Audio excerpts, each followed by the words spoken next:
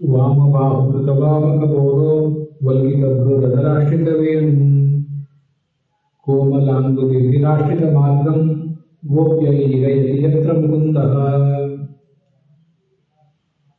ಶ್ರೀದೇವಿ ವೇಣುಮಾಶ್ರಿತ್ಯ ವೇದೇ ಕೃಷ್ಣಮುಖಾಂಬುಜೆ ಪ್ರಪಂಚತಬ್ದಂ ಗೀತಂ ಸುರಾ ಇತರ ಭಾಂಡಗಾಃ. ಭಾಗವತ ಮಂಡಲ ಸೇವಾದಲ್ಲಿ ಇವತ್ತು ನಾವು ನೋಡಬೇಕಾದದ್ದು 34ನೇಯ ಈ ಒಂದು ಕುಸುಮ.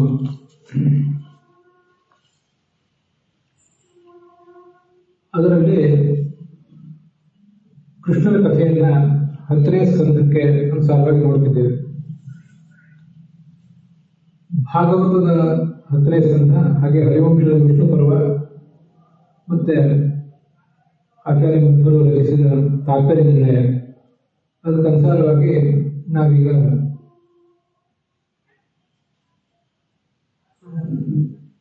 ಕೃಷ್ಣನ ಕಥೆಯನ್ನ, ಸಮಗ್ರ ಕಥೆಯನ್ನ ನೋಡ್ತಿದ್ವಿ.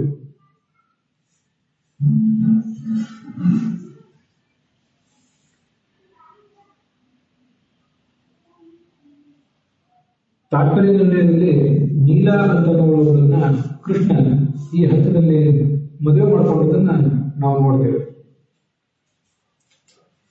ಒಂದು ಸ್ವಯಂವರ ಏರ್ಪಟ್ಟಿತ್ತು.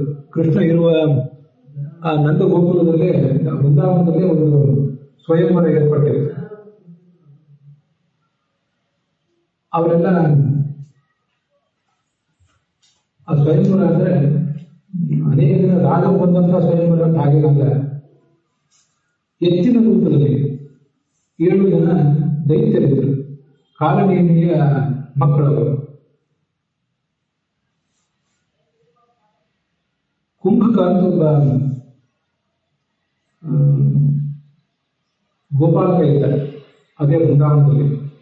ಅವನ ಮಗಳು ನೀಲ ಅಂತ ನೋಡೋದು ಇದ್ದಳು. ಅವಳನ್ನ ಕೃಷ್ಣ ಈ ಹಂತದಲ್ಲಿ ಮದುವೆ ಮಾಡಬಾರ್ದು. ಆ 7 ಎತ್ತುಗಳು ಬಹಳ ಕೊಬ್ಬಿದ ಎತ್ತುಗಳು, ಶಿವನ ವರ ಇತ್ತು. ಆ ದೈತ್ಯರನ್ನ ಕೃಷ್ಣ ಕೊಂದು ಹಾಕಿದ್ದಾರೆ. ಯಶೋದೆಯ ಸೋದರ ಅವನು, ಕುಂಭಕರ್ಣ ಬೇರೆ ಏನಲ್ಲ, ಯಶೋದೆಯ ಸೋದರ.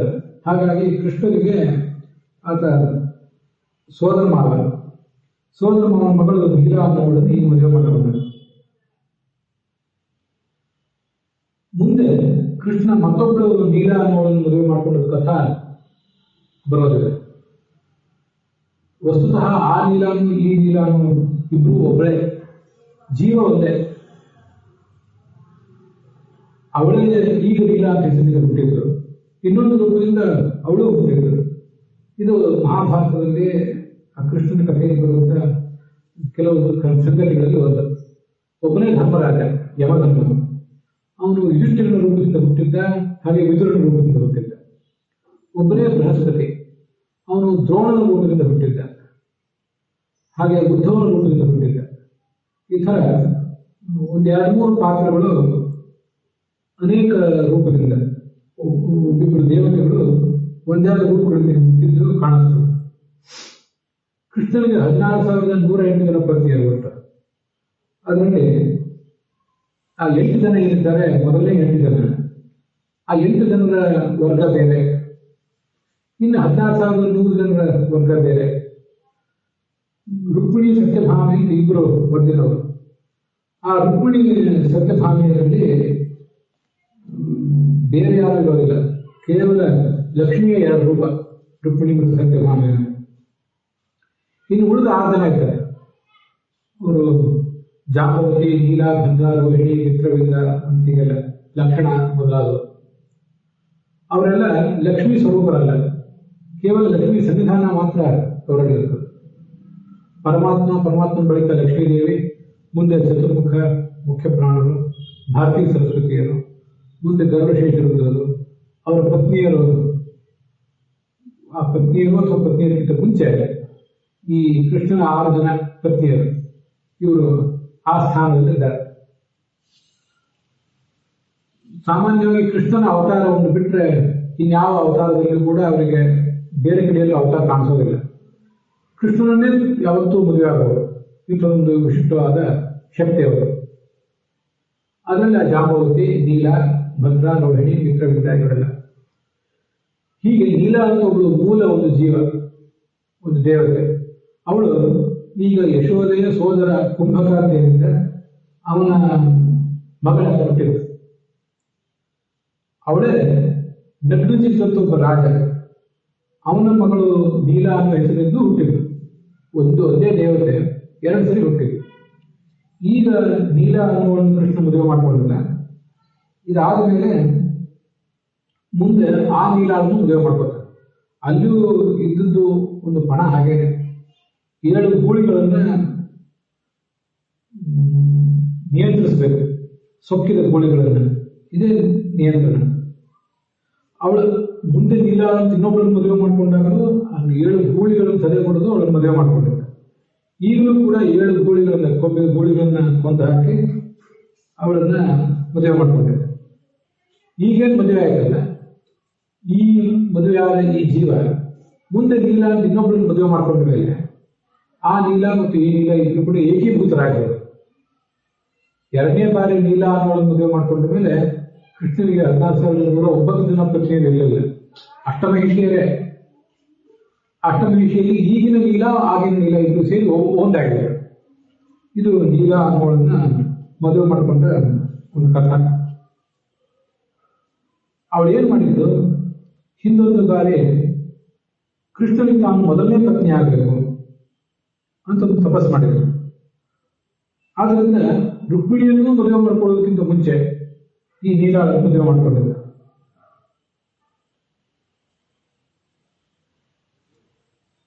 ಹೀಗೆ ಉಪನಯನ ಆಗೋದಕ್ಕಿಂತ ಮುಂಚೆ ಇದೊಂದು ಅವನ ವಿವಾಹ.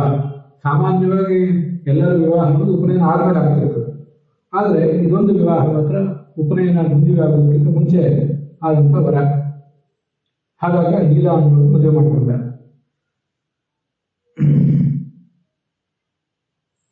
ಇದು ಭಾಗವತದಲ್ಲಿ ಇತ್ಯಾದಿ ಕಥೆಗಳಲ್ಲಿ ಬರೋದಿಲ್ಲ. ಆದರೆ ಗರುಡ ಪುರಾಣ ಮೊದಲಾದ ಬೇರೆ ಕೆಲವು ಪುರಾಣಗಳಲ್ಲಿ ಆ ಥರ ಕಾಣಿಸ್ತದೆ. ದಿತಿಜಾಂತಾನ್ ನಿಹತ್ಯೇವ ನೀಲಾಮಾಪ ಖಗೇಶ್ವರ ಅಂತ ಹೀಗೆ ಅದರ ಕಥೆ. ಇದು ಕೃಷ್ಣನ ಮೊದಲನೇ ಮದುವೆ. ಈಗ ನಾವು ನೋಡ್ತಿರೋದು. ಮುಂದೆ ರುಕ್ಮಿಣಿ ಮೊದಲಾದವರ ಮದುವೆ.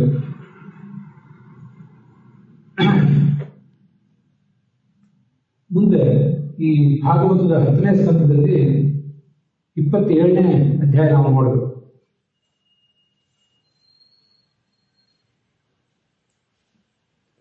ಸ್ವತಃ ಅವನು ಭಗವಂತ. ಆದರೆ ಕೆಲವರು ಗೋಪಸ್ತ್ರೀಯರು ಅವನನ್ನೇ ನಾವು ಪಡೆಯಬೇಕು ಅಂತ ಒಂದು ವ್ರತ ಮಾಡಿದರು. ಕಾತ್ಯಾಯಿನಿ ವ್ರತ ಅಂತ ಕೆಲವರು ಮಾಡಿದರು. ಆ ಕಾತ್ಯಾಯಿನಿ ವ್ರತದ ಒಂದು ಮಹಿಮೆಗೆ ಕೃಷ್ಣ ಮನಸ್ಸೋದು ಅವರಿಗೆ ಅನುಗ್ರಹ ಮಾಡಬೇಕು ಎಂದು ಬಯಸಿ ಅವರನ್ನ ಹೀಗೆ ಸ್ವೀಕಾರ ಮಾಡಿದರು. ನಾನು ಕಳೆದ ದಿವಸನೇ ಹೇಳಿದ್ದೆ, ಬೇರೆ ಯಾವುದೇ ಸ್ತ್ರೀ, ಯಾವ್ದಾವುದೋ ಸ್ತ್ರೀ ಕೃಷ್ಣನನ್ನ ಕಾಮಿಸುವಂತಲೂ ಇಲ್ಲ, ಪ್ರೇಮಿಸುವಂತಲೂ ಇಲ್ಲ. ಕೆಲವೇ ಜನ ಅಪ್ಸರೆಯರಿದ್ದಾರೆ. ಎಲ್ಲ ಅಪ್ಸರೆಯರು ಅಲ್ಲ, ಕೆಲವೇ ಜನ ಅಪ್ಸರೆಯರು ಮಾತ್ರ ಕೃಷ್ಣನನ್ನ ಪ್ರಿಯತಮ ಅಂತ ಹೀಗೆ ಉಪಾಸನೆ ಮಾಡುವ ಶಕ್ತಿ ಇದ್ದವರು, ಆ ಅರ್ಹತೆ ಇದ್ದವರು. ಅದರಂತೆ ಅವರನ್ನು ಸ್ವೀಕಾರ ಮಾಡಿದರು. ನಮಗೆ ಸಾಮಾನ್ಯವಾಗಿ ಕೃಷ್ಣ ಕೊಳಲು ಊದಿದ್ದು ಎಲ್ಲ ಕಡೆ ಕಾಣಿಸ್ತದೆ. ಆದರೆ ಇನ್ನೊಂದು ಕಡೆ ಆತ ಹಾಡಿದ್ದು ಕೂಡ ಕಾಣಿಸ್ತದೆ. ಆತನ ಗಾನ ದೃಷ್ಟ ಮುಕುಂದ ಸತ್ತಮ ಅಖಂಡ ಮಂಡಲಂ ದಾನಾನಾಭಂ ನವಕುಂಕುಮಾರುಣಂ ವನಂಚಿತ ಕೋಮಲ ಗೋಪಿನಂಚಿತಂ ಜಗವು ಕಲಂ ವಾಮದೃಶಾಂ ಮನೋರಮಂ. ಆ ಗೋಪಸ್ತ್ರೀಯರು ಆತನ ಬಳಿಗೆ ಬಂದಿದ್ರು. ಅವರ ಮನ ಗೆಲ್ಲುವಂತೆ ಮಧುರವಾದ ಗಾನ ಮಾಡಿದ್ದಾರೆ. ಹಿಂದೊಂದು ಸರಿ 3ನೇ ಸ್ಕಂದದಲ್ಲಿ ಕೂಡ ಬಂದಿದೆ. ಶರತ್ ಶಶಿಕರೈ ಪೃಷ್ಟಂ ಮಾನೇ ರಜನೀ ಮುಖಂ ಗಾಯನ್ ಕಲಪದಂ ರೇಮೆ ಶ್ರೀನಾಂ ಮಂಡನ ಮಂಡನ. ತುಂಬ ಮಧುರವಾದ ಗಾನ ಕೃಷ್ಣ ಮಾಡಿದ ಅಂತ ಅಲ್ಲೊಂದು ಕಡೆ ಬಂದಿದೆ. ಹೀಗೆ ಹಾಡಿದ್ದು ಇದೆ. ಮುಂದೊಂದು ಕಡೆ ಕೃಷ್ಣ ಮತ್ತು ಬಲರಾಮ ಇಬ್ಬರು ಸೇರಿ ಹಾಡಿದ್ದು ಮುಂದೊಂದು ಕಡೆ ಬರೋದು. ಆದರೆ ವೇಣುಗಾನವೇ ಹೆಚ್ಚು ಪ್ರಸಿದ್ಧ. ಹಾಡಿದ ಅನ್ನೋದ್ರ ಬಗ್ಗೆ ಯಾವ ಬೇರೆ ಕಡೆ ಯಾವುದು ನಾನು ಹೇಳಿದೆ ಕಳೆದ ದಿವಸ. ಕೃಷ್ಣನ ವ್ಯಕ್ತಿತ್ವ ಅನೇಕ ಚಿತ್ರಕಾರರಿಗೆ, ಶಿಲ್ಪಿಗಳಿಗೆ, ಕವಿಗಳಿಗೆ ಎಲ್ಲಿಗೂ ಕೂಡ ತುಂಬ ಆಪ್ಯಾಯಮಾನ ಅವನ ಕಥೆ ಅಂತ. ಅವನು ಕೃಷ್ಣ ನರ್ತನ ಮಾಡಿದ್ದನ್ನು ಈಗಲೂ ನರ್ತನ ಮಾಡಿ ತೋರಿಸೋರಿದ್ದಾರೆ ನಟರು, ಬೇರೆ ಬೇರೆ ನೃತ್ಯ ಪ್ರಕಾರಗಳಲ್ಲಿ. ಹಾಗೆ ಕೃಷ್ಣನ ವೇಷ ಹಾಕೋರಿದ್ದಾರೆ, ಕೈಯಲ್ಲಿ ಕೊಳಲಿಟ್ಟು ಅಥವಾ ಕೊಳಲು ಊದುವುದನ್ನ ಅಭಿನಯಿಸಿ ತೋರಿಸೋರಿದ್ದಾರೆ. ಆದರೆ ಆತ ಹಾಡಿದ್ದನ್ನು ಅಭಿನಯಿಸಿ ತೋರಿಸುವುದು ಯಾರಾದರೂ ಅಂಥದನ್ನ ದೃಶ್ಯ ರೂಪದಲ್ಲಿ, ನಾಟಕದ ರೂಪದಲ್ಲಿ ತಂದದ್ದು ಹಾಗೆ ಕಾಣಿಸೋದಿಲ್ಲ. ಅದೊಂದು ವಿಶಿಷ್ಟವಾದ ಸಂಗತಿ ಅಷ್ಟೇ. ಜಗವು ಕಲಂ ವಾಮದೃಶ ಮನೋರಮಂ ಅಂತ ಹೀಗೆ. ತಮೇವ ಪರಮಾತ್ಮನ್ ಜಾರಬುದ್ಧಾಪಿ ಸಂಗತಾಃ ಜಹುರ್ಗುಣಮಯಂ ದೇಹಂ ದೇಹ ಸತ್ಯ ಪ್ರಕ್ಷೀಣ ಬಂಧನಾನ. ಇಲ್ಲಿ ಎಲ್ಲ ಈ ಕಥೆಗಳನ್ನು ಕೇಳುವಾಗ ನಾವು ಗಮನಿಸಬೇಕಾದ ಸಂಗತಿ ಒಂದಿದೆ. ಕೃಷ್ಣನನ್ನು ಕೆಲವರು ಭಯದಿಂದ ಆರಾಧನೆ ಮಾಡಿದರು, ಕೆಲವರು ದ್ವೇಷದಿಂದ ಆರಾಧನೆ ಮಾಡಿದರು, ಕೆಲವರು ಕಾಮದಿಂದ ಆರಾಧನೆ ಮಾಡಿದರು. ಅವರಿಗೆಲ್ಲ ಸದ್ಗತಿ ಆಯಿತು ಅಂತ ಕೇಳ್ತೇವೆ. ವಸ್ತುತಃ ಭಗವಂತನನ್ನ ನಾವು ಹೋಗಿ ತಲುಪಬೇಕಾದ್ರೆ, ಭಗವಂತನನ್ನು ಕಾಣಬೇಕಾದ್ರೆ ಅದಕ್ಕೆ ಒಂದೇ ಒಂದು ಮಾರ್ಗ, ಜ್ಞಾನ ಮತ್ತು ಭಕ್ತಿ. ಜ್ಞಾನ ಇಲ್ಲದೇನೆ ಯಾರಿಗೂ ಮುಕ್ತಿ ಇಲ್ಲ, ಹಾಗೆ ಭಕ್ತಿ ಇದ್ದರೂ ಯಾರಿಗೂ ಮುಕ್ತಿ ಇಲ್ಲ. ಭಕ್ತಿ ಅಂದರೆ ಒಬ್ಬ ವ್ಯಕ್ತಿಯ ಬಗ್ಗೆ ಪ್ರೇಮ, ಪ್ರೀತಿ, ಗೌರವ. ಜ್ಞಾನ ಹೆಚ್ಚಾದಷ್ಟು ಭಗವಂತನ ಮಹಿಮೆ ನಮಗೆ ಹೆಚ್ಚು ತಿಳಿದಷ್ಟು ಅಲ್ಲಿ ಭಕ್ತಿನೂ ಹೆಚ್ಚಾಗ್ತದೆ. ಯಾವುದೇ ಒಂದು ವ್ಯಕ್ತಿ ಬಗ್ಗೆ ದೂರದಲ್ಲಿದ್ದಾನೆ, ಅವನ ಬಗ್ಗೆ ಹೆಚ್ಚು ಗೊತ್ತಿಲ್ಲ, ಅವನ ಗುಣಗಳ ಬಗ್ಗೆ ಗೊತ್ತಿಲ್ಲ, ಮತ್ತು ದುರ್ಗುಣಗಳ ಬಗ್ಗೆನೂ ಗೊತ್ತಿಲ್ಲ. ಗುಣಗಳು ನಮಗೆ ಆ ವ್ಯಕ್ತಿಯ ಗುಣಗಳು ಅರಿವಿಗೆ ಬಂದಂತೆ ನಮಗೆ ಭಕ್ತಿ ಹೆಚ್ಚಾಗ್ತದೆ, ಆ ವ್ಯಕ್ತಿಯ ಬಗ್ಗೆ ಪ್ರೀತಿ ಮೆಚ್ಚುಗೆ ಹೆಚ್ಚಾಗ್ತದೆ. ಹಾಗೆಯೇ ದುರ್ಗುಣಗಳು ಕಂಡು ಬಂದರೆ ಅವನಿಂದ ದೂರ ಇರೋಣ ಅಂತ ಅನ್ನಿಸ್ತದೆ. ಇದು ಜಗತ್ತಿನಲ್ಲಿ ಇರೋದು ಎಲ್ಲರಿಗೂ ಹೀಗೇನೆ. ಅಂತೂ ಜ್ಞಾನದಿಂದ ಭಕ್ತಿ, ಆ ಭಕ್ತಿ ಮಾಡಿದ್ರಿಂದ ಮತ್ತಷ್ಟು ಜ್ಞಾನ ಹೆಚ್ಚಾಗ್ತದೆ. ಭಕ್ತಿ ಬಂದಂತೆ ಈತನ ಬಗ್ಗೆ ಇನ್ನಷ್ಟು ತಿಳ್ಕೋಬೇಕು. ಅರ್ಜುನನಂತಹ ಮಹಾಜ್ಞಾನಿಗೂ ಕೂಡ ಕೃಷ್ಣನ ಬಗ್ಗೆ ಮತ್ತಷ್ಟು ತಿಳ್ಕೋಬೇಕು. ಆಖ್ಯಾಹಿಮೇಕೋ ಭವಾನ್ ಉಗ್ರರೂಪ, ವಿಶ್ವರೂಪ ತೋರಿಸಿದೆಯಲ್ಲ, ನೀನು ಯಾರು ಅಂತ ಹೇಳು ನನಗೆ ಅಂತ ಕೇಳಿದೆ. ನೀನು ಯಾರು ಅಂತ ಹೇಳೋದು ಏನು? ಕೃಷ್ಣ ಅಂದ್ರೆ ಯಾರು ಅಂತ ಗೊತ್ತಿದೆ, ತಮ್ಮ ಸೋದರ ಮಾವನ ಮಗ ಅಂತ ಗೊತ್ತಿದೆ, ಪಾಂಡವರ ತಾಯಿ ಕುಂತಿಯ ಸಹೋದರ ವಸುದೇವ ಅವನ ಮಗ ಅಂತ ಗೊತ್ತಿದೆ, ಅವನು ಎಲ್ಲಿರ್ತಾನೆ ಅಂತ ಗೊತ್ತಿದೆ, ಮತ್ತೆ ತನ್ನ ಹೆಂಡತಿ ಸುಭದ್ರೆ ಅವಳಿಗೆ ಅಣ್ಣ ಅಂತ ಗೊತ್ತಿದೆ. ಇಷ್ಟೊಂದು ಗೊತ್ತಿ ನೀನು ಯಾರು ಅಂತ ಕೇಳೋದು ಒಂದು ಅರ್ಥ ಏನು? ನಿನ್ನ ಬಗ್ಗೆ ಇನ್ನೂ ಹೆಚ್ಚಿನ ಮಹಿಮೆ ನನಗೆ ತಿಳಿಯಬೇಕಾಗಿದೆ. ಭಗವಂತ ಅನಂತ ಮಹಿಮಾದ್ರಿಂದ ಅದು ತಿಳಿದು ಮುಗಿಯುವ ಮಹಿಮಾ ಅಲ್ಲ. ಹೀಗೆ ಒಂದಿಷ್ಟು ಭಕ್ತಿ ಬಂದರೆ ಅದರಿಂದ ಮತ್ತಷ್ಟು ಜ್ಞಾನ, ಜ್ಞಾನದಿಂದ ಮತ್ತಷ್ಟು ಭಕ್ತಿ. ಹೀಗೆ ಭಕ್ತಿ ಜ್ಞಾನ ಅನ್ನೋದು ಮೆಟ್ಟಿಲಿದೆ. ಈ ಮೆಟ್ಟಿಲನ್ನು ಏರ್ತಾನೆ ಎಲ್ಲರೂ ಮುಕ್ತಿಗೆ ಹೋಗ್ಬೇಕು. ಇದನ್ನು ಬಿಟ್ಟರೆ ಬೇರೆ ಯಾವ ಮಾರ್ಗಕ್ಕೂ ಮುಕ್ತಿ ಇಲ್ಲ. ಆದರೆ ಆ ಭಗವಂತನ ಬಗ್ಗೆ ಭಕ್ತಿ ಮಾಡುವಾಗ ಒಬ್ಬೊಬ್ಬರು ಅದ್ರ ಹಿಂದೆ ಇನ್ನೊಂದು ಭಾವವನ್ನು ಸೇರಿಸ್ಕೊತಾರೆ. ಕೆಲವರು ಅದನ್ನು ಗೆಳೆಯ ಅಂತ ಭಾವಿಸ್ತಾರೆ. ನಾವು ಎಲ್ಲರೂ ಕೂಡ ಭಗವಂತನ ಗೆಳೆಯ ಅಂತ ನಾವು ಭಾವಿಸಬಹುದು. ಹಿಂದೆ ನಾವು ನೋಡಿದ್ದೇವೆ, ಪುರಂಜನ ಅನ್ನುವನಿಗೆ ಅವಿಜ್ಞಾತ ಅನ್ನೋ ಒಬ್ಬ ಗೆಳೆಯ ಇದ್ದ. ಅದರಿಂದ ಭಗವಂತನ ಗೆಳೆಯ ಅಂತ ಯಾರಾದರೂ ಭಾವಿಸಬಹುದು. ಅದ್ರ ಜೊತೆಗೆ ಅವನ ಗುಣವೈಭವವನ್ನು ಕಂಡು ಭಕ್ತಿಯೂ ಇರಬೇಕಷ್ಟೆ. ಈ ಗೆಳೆಯ ಅನ್ನೋದ್ರ ಜೊತೆಗೆ ಭಕ್ತಿ. ಲಕ್ಷ್ಮೀದೇವಿ ಅಂತ ಹೇಳಿ ಈಗ ನನ್ನ ಗಂಡ ಮತ್ತು ಅದ್ರ ಜೊತೆಗೆ ಭಕ್ತಿ. ಚತುರ್ಮುಖ ಬ್ರಹ್ಮ ಅಂತವರಿಗೆ ನಮ್ಮ ತಂದೆ ಅನ್ನೋದ್ರ ಜೊತೆಗೆ ಭಕ್ತಿ. ಹೀಗೆ ಒಬ್ಬೊಬ್ಬರಿಗೆ ಒಂದೊಂದು ರೀತಿಯಾದ ಭಕ್ತಿ. ಆ ಭಕ್ತಿಯ ಜೊತೆಗೆ ಇನ್ನೊಂದು ಯಾವ್ದಾದ್ರು ಭಾವ. ಇವರಿಗೆ ಈ ಗೋಪಸ್ತ್ರೀಯರಿಗೆ ಅದ್ರ ಜೊತೆಗೆ ಕಾಮವೂ ಇರ್ತದೆ ಅಷ್ಟೆ. ಉಳಿದವರು ಯಾರು ಅದನ್ನು ಮಾಡುವಂತಿಲ್ಲ. ಕಾಮ ಭಕ್ತಿಯನ್ನು ಬೇರೆ ಯಾರು ಮಾಡುವಂತಿಲ್ಲ, ಕೆಲವರಷ್ಟೇ ಮಾಡಬೇಕು. ಬೇರೆಯವ್ರ ಮನಸ್ಸಿನಲ್ಲಿ ಅಂಥದ್ದೇನಾದ್ರೂ ಬಂದರೆ ಅದು ಅಪಚಾರ. ಭಗವಂತನಿಗೆ ಆ ಥರ ಅಪಚಾರ ಮಾಡುವುದು ಸಲ್ಲದು. ತಮೇವ ಪರಮಾತ್ಮನ ಜಾರ ಬುದ್ಧಾಪಿ ಸತ್ಯತಃ, ಅವನನ್ನು ಜಾರ ನಮ್ಮ ಪ್ರಿಯಕರನ್ನು ತಿಳ್ಕೊಂಡೂ ಕೂಡ ಅವರಿಗೆ ಮುಕ್ತಿ ಆಯಿತು ಅಂತ ಹೇಳ್ತಾರೆ.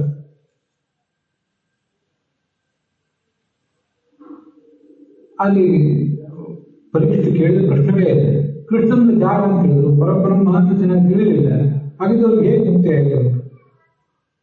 ಅದಕ್ಕೆ ಅವ್ರು ಹೇಳ್ತಾರೆ, ಹೇಗಾದ್ರೂ ಮಾಡಿ ಕೃಷ್ಣನನ್ನು ಆರಾಧನೆ ಮಾಡಿದ್ರೆ ಸಾಕು, ಅದರಿಂದ ಮುಕ್ತಿ ಆಗ್ತದೆ ಅಂತ ಪರೀಕ್ಷಿಸಿಗೆ ಶುಕಾಚಾರ್ಯ ಉತ್ತರ ಕೊಡ್ತಾರೆ.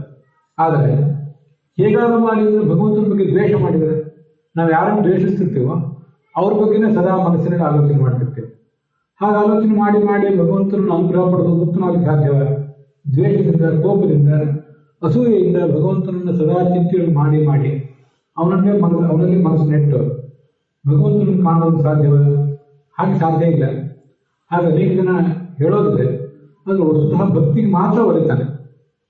ಎಲ್ಲ ಕಡೆಗೂ ಕೂಡ ದ್ವೇಷ ಮಾಡೋರು ಇರ್ತಾರಲ್ಲ, ಭಗವಂತನ ಯಾರಾದ್ರೂ ದ್ವೇಷ ಮಾಡಿದರೆ ಆ ದೇಹದಲ್ಲಿ ಎರಡು ಜೀವ ಇರ್ತದೆ. ಭಗವಂತನನ್ನು ಪ್ರೀತಿಸಿದ ಒಂದು ಜೀವ, ಭಗವಂತನನ್ನು ದ್ವೇಷಿಸಿದ್ದು ಮತ್ತೊಂದು ಜೀವ. ದ್ವೇಷಿಸಿದ ಜೀವ ದುರ್ಗತಿಗೆ ಹೋಗ್ತದೆ, ಪ್ರೀತಿಸಿದ ಜೀವ ಸದ್ಗತಿಗೆ ಹೋಗ್ತದೆ.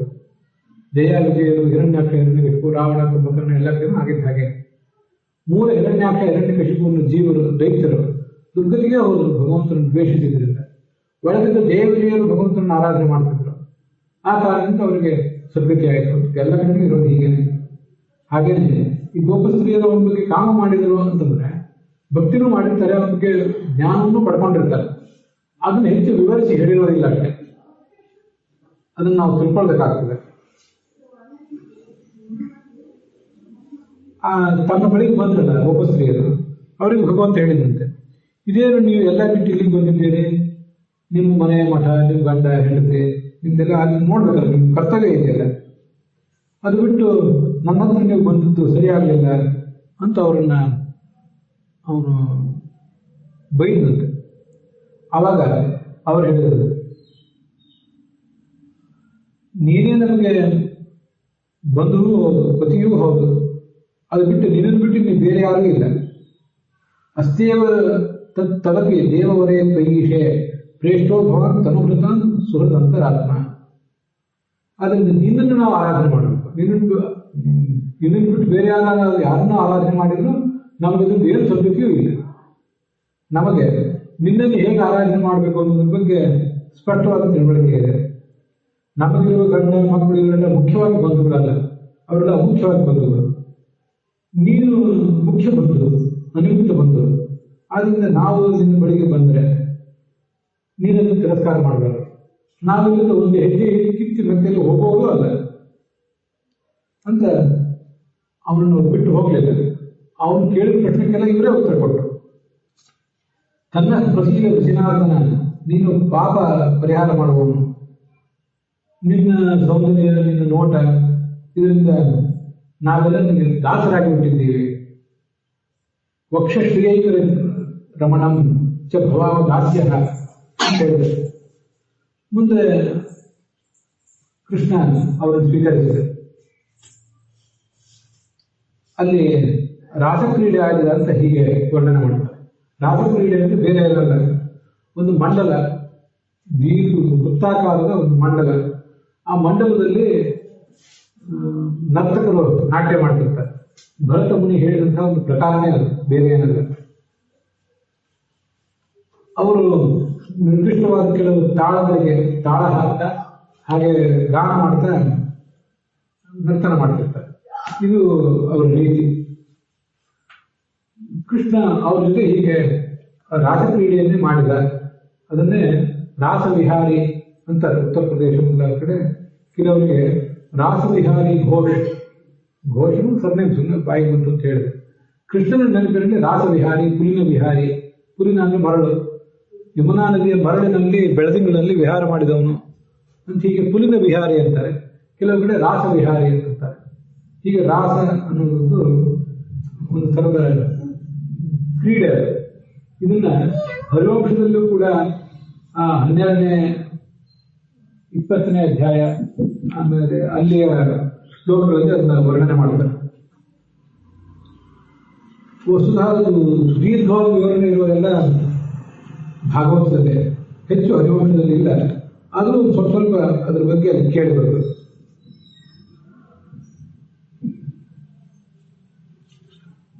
ಕೃಷ್ಣ ಲೀಲಾಕಾರಣ್ಯ, ಕೃಷ್ಣ ಪ್ರಣೀತೇಕ್ಷಣ, ಕೃಷ್ಣಸ್ಯ ಪ್ರತಿಗಾಮನ್ಯ, ತರುಣ್ಯಸ್ಥ ವರಾಂಗನ. ಅವರು ಕೃಷ್ಣನನ್ನು ನೋಡ್ತಾ ನಿಂತಿದ್ರೆ ಅವನು ಬಿಟ್ಟು ಬೇರೆ ಕಡೆಗೆ ಮನಸ್ಸು ಹೋಗಲೇ ಇದೆ. ಅವನ ಲೀಲೆಗಳು, ಮತ್ಸ್ಯ ಕೂರು ಮೊದಲಾದ ಲೀಲೆಗಳನ್ನು ಅವನಿಗೆ ಹಿಂದೆ ತೋರಿಸಿದ್ದ ಬೇರೆ ಅವತಾರದಲ್ಲಿ. ಈಗ ಅವನು ಚಿಕ್ಕ ಮಗುವಾಗಿದ್ದಾಗ ಏನು ಬಾಲ್ಯದಲ್ಲಿ ತೋರಿಸಿದ್ದ, ಅದನ್ನೇ ಹಾಡ್ತಿದ್ರು, ಅದನ್ನೇ ನಾಟ್ಯ ಮಾಡ್ತಿದ್ರು. ಒಂದು ಕ್ಷಣವೂ ಅವ್ರನ್ನ ಬಿಟ್ಟಿರ್ತಿರ್ಲಿಲ್ಲ. ಅಂಗನಾ ಅಂಗನಾ ಅಂತರೇ ಮಾಧವ ಮಾಧವಂ ಮಾಧವಂ ಚಾಂತರೇ ಚಾಂಗನಾನ ಇತ್ತಮಾಕಲ್ಪಿತೆ ಮಂಡಲೇ ಬದ್ಧರ ಸಂಜಗೌ ವೇಣುನಾ ದೇವಕೀನಂದನಃ.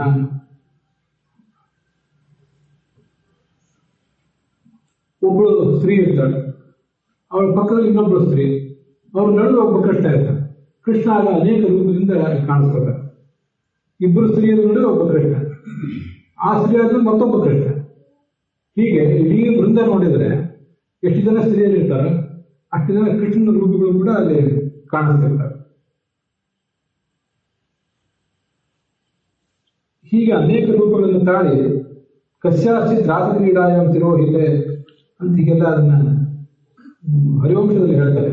ಅಲ್ಲಿ ಮಹಾಭಾರತದಲ್ಲಿ ಅದನ್ನ ಹೆಚ್ಚು ಸ್ಪಷ್ಟವಾಗಿ ಮಹಾಭಾರತದ ಭಾಗವಾದ ಹರಿವಂಶದಲ್ಲಿ ಕಾಣಿಸ್ತದೆ. ಭಾಗವತದಲ್ಲಿ ಉಳಿದ ವಿವರಗಳು ಹೇಳ್ತೇವೆ. ರಾಸ ವಿಹಾರ ಕ್ರೀಡೆದು ವಿಹಾರ ಇದೆ, ಸ್ವಲ್ಪ ಮಾತ್ರ ಹರಿವಂಶದಲ್ಲಿ ಅದು ಕಾಣಿಸ್ತದೆ. ಅವನು ಕೃಷ್ಣ ಯಾವಾಗಲೂ ದನ ಕರ್ಕೊಂಡು ಮೇಯಿಸಲಿಕ್ಕೆ ಹೋದಾಗ ಅವಕ್ಕೆ ಬೇರೆ ಬೇರೆ ಹೆಸರು ಇಟ್ಟಿರ್ತಾರೆ. ನಮ್ಗೆ ಗೊತ್ತು, ಒಂದಕ್ಕೆ ಅವತ್ತು ನಂದಿನಿ ಅಂತ, ಮತ್ತೊಂದಕ್ಕೆ ಸುರಭಿ ಅಂತ, ಹೀಗೆಲ್ಲ ಹೆಸರು ಇಟ್ಟಿರ್ತಾರೆ. ಮತ್ತೊಂದು ಅವತ್ತು ರಾಧೆ ಅಂತ ಹೆಸರು ಇಟ್ಟಿರ್ತಾರೆ. ಆದರೆ ಆ ಹೆಸರುಗಳೆಲ್ಲ ತಮ್ಮದೇ ಹೆಸರು ಅಂತ ಅವರು ತಿಳ್ಕೊಂಡು ಆತನಿಗೆ ಹೋಗ್ಕೊಡ್ತಿದ್ರು, ಆತನ ಬಳಿಗೆ ಧಾವಿಸಿ ಬರ್ತಿದ್ರು. ರಾಧೆ ಅಂತ ಪ್ರಶ್ನೆ ಬಂದಾಗ ಇದೊಂದು ನಾನು ಸ್ಪಷ್ಟೀಕರಣ ಹೇಳಬೇಕು. ರಾಧಾ ಅನ್ನೋ ಹೆಸರು ನಮ್ಮಲ್ಲಿ ಬಹಳ ಪ್ರಸಿದ್ಧವಾದ ಹೆಸರು. ಆದರೆ ಇಡೀ ಭಾಗವತ ಓದಿದ್ರು, ಹರಿವಂಶ ಓದಿದ್ರು, ಇಲ್ಲಿ ಕೂಡ ರಾಧಾ ಅನ್ನೋ ಹೆಸರೇ ಕೇಳಿ ಬರೋದು. ಅದು ಬಹಳ ಪ್ರಸಿದ್ಧವಾದ ಪಾತ್ರ. ಸ್ತ್ರೀಯರಿಗೆ ರಾಧಾ ಅಂತ ಹೆಸರಿಟ್ಟಿರ್ತಾರೆ, ಭಗವಂತನಿಗೆ ರಾಧಾ ಕೃಷ್ಣ ಅಂತ ಹೆಸರಿರುವುದನ್ನು ತಮ್ಮ ಮಕ್ಕಳಿಗೆ ಇಡೋರು ಇರ್ತಿರ್ತಾರೆ. ಆದರೆ ಆ ಪಾತ್ರನೇ ಹರಿವಂಶ, ಮಹಾಭಾರತ, ಭಾಗವತ ಇಲ್ಲಿ ಕೇಳಿ ಬರೋದು. ಎಲ್ಲರದ್ದು ಹೆಸರುಗಳೇನು 14,108 ಮಂದಿ ಹೆಸರಾಗಿಲ್ಲ, ಒಂದು 8-9 ಜನರ ಹೆಸರು ಕೇಳಿ ಬರ್ತದೆ, 8-10 ಜನರದ್ದು. ಉಳಿದವರೆಲ್ಲ ಹೆಸರಿಲ್ಲ. ಆದರೆ ರಾಧೆ ಅಷ್ಟು ಪ್ರಸಿದ್ಧ ಆಗಿದ್ರೆ ಅವಳನ್ನು ಅವಳ ಹೆಸರು ಹೇಳಬೇಕಿತ್ತು, ಹೇಳಿಲ್ಲ. ಪದ್ಮ ಪುರಾಣ ಅಂತ ಒಂದು ಪುರಾಣ, ಅಲ್ಲೊಂದಿಷ್ಟು ಅವಳ ಬಗ್ಗೆ ವರ್ಣನೆ ಕೇಳಿ ಬರ್ತದೆ. ಅದು ವಿದ್ವಾಂಸರಲ್ಲಿ ಅದ್ರ ಬಗ್ಗೆ ಬೇರೆ ಬೇರೆ ಥರದ ಅಭಿಪ್ರಾಯಗಳು ಕಾಣಿಸ್ತಾರೆ. ಈಗೇನು ನೀಲ ಅಂತ ಒಬ್ಬರನ್ನು ಮದುವೆ ಮಾಡ್ಕೊಂಡಲ್ಲ, ಮೊದಲು ಮದುವೆ ಮಾಡ್ಕೊಂಡು ನೀಲಾಳ ತನ್ನ ಜೀವಮಾನದಲ್ಲಿ, ಆ ನೀಲಾಳನ್ನೇ ರಾಧೆ ಅಂತ ಹೇಳೋದಿಲ್ಲ. ಅದ್ರ ಬಗ್ಗೆ ಒಮ್ಮತ ಇಲ್ಲ. ಆದರೂ ರಾಧೆಯ ಜಾಗ ಸತಿಯ ಹೆಸರಿಡಲಿಕ್ಕೆ, ರಾಧಾಕೃಷ್ಣ ಭಗವಂತನ ಹೆಸರಿಡಲಿಕ್ಕೆ ತಪ್ಪೇನೂ ಇಲ್ಲ. ರಾಧಾ ಅನ್ನೋದು ಬೇರೆ ಯಾರಿಗೆ ಸಲ್ಲದೆ ಹೊತ್ತು ಲಕ್ಷ್ಮೀ ದೇವಿಗೂ ಸಲ್ಲಿಯೇ ಸಲ್ಲುತ್ತದೆ. ರಾಧಾ ಅಂದ್ರೆ ಸಿದ್ಧಿಯನ್ನು ಪಡೆದವಳು, ಸಿದ್ಧ ಪುರುಷರು ಅಂತೆಲ್ಲ ಹೇಳ್ತಾರಲ್ಲ, ಭಗವಂತನಲ್ಲಿ ಪ್ರೇಮದ, ಜ್ಞಾನದ, ಭಕ್ತಿಯ ಸಿದ್ಧಿ ಪಡೆದವಳು. ಅದಕ್ಕಾಗಿ ಸ್ವಯಂ ಲಕ್ಷ್ಮೀದೇವಿಯನ್ನು ರಾಧಾ ಅಂತ ಕರೀಲಿಕ್ಕೆ ಯಾವುದೇ ವಿಘ್ನ ಇಲ್ಲ, ಯಾವುದೇ ಆಕ್ಷೇಪನೂ ಇಲ್ಲ. ಆದ್ರಿಂದ ರಾಧಾಕೃಷ್ಣ ಅನ್ನೋ ಹೆಸರು ಪುರುಷರಿಗೆ, ರಾಧಾ ಅನ್ನೋ ಹೆಸರು ಸ್ತ್ರೀಗೆ. ಈ ಮೂಲಕ ಆ ಭಗವಂತನನ್ನು ನಾವು ರಾಧಾಕೃಷ್ಣ ಅಂತ ಕರೆದು ಆರಾಧನೆ ಮಾಡಲಿಕ್ಕೂ ತಪ್ಪಿಲ್ಲ. ಕಾರ್ತಿಕ ಮಾಸದಲ್ಲಿ ತುಳಸಿ ವೃಂದಾವನದ ಮೇಲೆ ರಾಧಾ ದಾಮೋದರ ಪ್ರಸನ್ನ ಅಂತ ಬರೆದಿರ್ತಾರೆ. ಹೀಗೆಲ್ಲ ಆರಾಧನೆ ಮಾಡಲಿಕ್ಕೆ ತಪ್ಪಿಲ್ಲ. ಆದರೆ ಇಲ್ಲಿ ಬಂದಿಲ್ಲ ಅನ್ನೋದು ಗೊತ್ತಿರಬೇಕಷ್ಟೆ. ವಿದ್ವಾಂಸರಲ್ಲಿ ಒಮ್ಮತ ಇಲ್ಲ. ಇದು ರಾಧಾ ಅನ್ನೋದು ಒಂದು ಕಥಾ. ಹೀಗೆ ಕೃಷ್ಣ ಅವ್ರ ಜೊತೆ ಸ್ವಲ್ಪ ಹೊತ್ತು ರಾಸ ಕ್ರೀಡೆ ಆಡಿದ ಮೇಲೆ ಅವರೇನು ಅನ್ಕೊಂಡ್ರು, ಈ ಜಗತ್ತಿನಲ್ಲಿ ನಮ್ಮಷ್ಟು ಭಾಗ್ಯಶಾಲಿ ಇನ್ಯಾರೂ ಇಲ್ಲ, ನಮ್ಮದೇ ಹೆಚ್ಚಿನ ರೂಪ, ನಮ್ಮದೇ ಸೌಭಾಗ್ಯ ಅಂತೆಲ್ಲ ಅನ್ಕೊಂಡ್ಬಿಟ್ರು. ಇವ್ರಿಗೆ ಈಗ ಅಹಂಕಾರ ಬಂತಲ್ಲ, ಅಹಂಕಾರ ಬಂದಾಗ ಕೃಷ್ಣ ಅದೃಶ್ಯನಾಗಿರ್ತಾರೆ. ಇಂದ್ರನಿಗೆ ಅಹಂಕಾರ ಬಂದಾಗ ಅವನ ಅಹಂಕಾರಕ್ಕೊಂದು ಔಷಧ ಮಾಡಬೇಕು ಅಂತ ವಿಚಾರ ಮಾಡಿದ್ದಾನೆ. ಹಾಗೆ ಇವರಿಗೆ ಅಹಂಕಾರ ಬಂದಾಗ ಇವರಿಗೂ ಒಂದು ಬುದ್ಧಿ ಕಲಿಸಬೇಕು ಅಂತ ಕೃಷ್ಣ ಆಲೋಚನೆ ಮಾಡಿದಾಗ ಅದೃಶ್ಯ ಆಗಿರ್ತಾರೆ. ಅವನು ಅದೃಶ್ಯ ಆದಾಗ ಇವರು ಚಡಪಡಿಸಿದರು. ಗುಂಪಿನ ನಾಯಕ ಆನೆ ಇಲ್ಲದ ಹೋದರೆ ಹೆಣ್ಣಾನೆಗಳು ಏನ್ ಮಾಡಬೇಕು, ಆ ಥರ ಚಡಪಡಿಸಿದರು. ಅವರು ಹುಚ್ಚರಂತೆ ಎಲ್ಲ ಕಡೆ ಓಡಾಡಿದ್ರು. ಉನ್ಮಾದ, ಹಿಸ್ಟೀರಿಯಾ, ಕೆಲವರು ಮನುಷ್ಯರು ಹಿಸ್ಟೀರಿಯಾ ಆಗಿರ್ತಾರೆ. ಎದುರಿಗಿದ್ದವ್ರು ಯಾರು, ಆ ಹೀಗಿದ್ದವ್ರು ಯಾರು, ಮುಂದಿದ್ದವ್ರು ಯಾರು ಏನೂ ಗೊತ್ತಾಗೋದಿಲ್ಲ.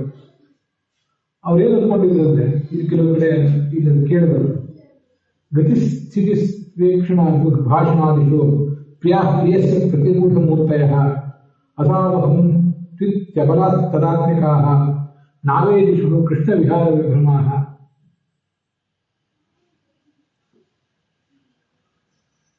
ಕೆಲವು ಕಡೆ ಮನಃಶಾಸ್ತ್ರದ ಪ್ರಕಾರ ನಾವು ಯಾರೋ ಒಂದು ವ್ಯಕ್ತಿಯನ್ನ ಬಹಳ ಮೆಚ್ಚಿದಾಗ ಆ ವ್ಯಕ್ತಿಯ ನಾವು ತಿಳ್ಕೊಂಡು ಅದರಂತೆ ವರ್ತನೆ ಮಾಡಿ ತೊಡಗಿರುತ್ತೆ. ನಿಮ್ಗೆ ಇದ್ರ ಗೊತ್ತಿದೆ, ಇದ್ರ ಬಗ್ಗೆ ಇತ್ತೀಚೆಗೆ ಬೇಕಾದಷ್ಟು ಕೇಳಿರ್ತೀರ ಅಲ್ಲಲ್ಲಿ.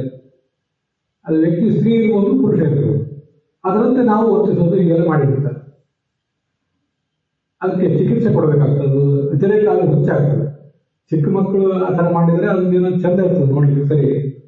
ವಿಪರೀತ ಆದರೆ ಚಿಕಿತ್ಸೆ ಕೊಡಬೇಕಾಗ್ತದೆ. ಆದರೆ ಇಲ್ಲಿ ಈ ಪ್ರೇಯಸಿಯರು, ಕೃಷ್ಣನ ಪ್ರೇಯಸಿಯರು, ಈ ಗೋಪಸ್ತ್ರೀಯರು ಕೃಷ್ಣನನ್ನು ಅನುಕರಿಸಿದರು ಅಂತ ಹೇಳ್ತಾರೆ. ಇಲ್ಲೇನಿದೆಯಲ್ಲ, ಇದು ಹುಚ್ಚು ಅಲ್ಲ, ಮನೋರೋಗವೂ ಅಲ್ಲ. ಇದು ಮನಃಶಾಸ್ತ್ರಕ್ಕೆ, ಮನೋಲೈಂಗಿಕ ಶಾಸ್ತ್ರಕ್ಕೆ ಇದು ಸಮ್ಮತವಾಗಿದೆ.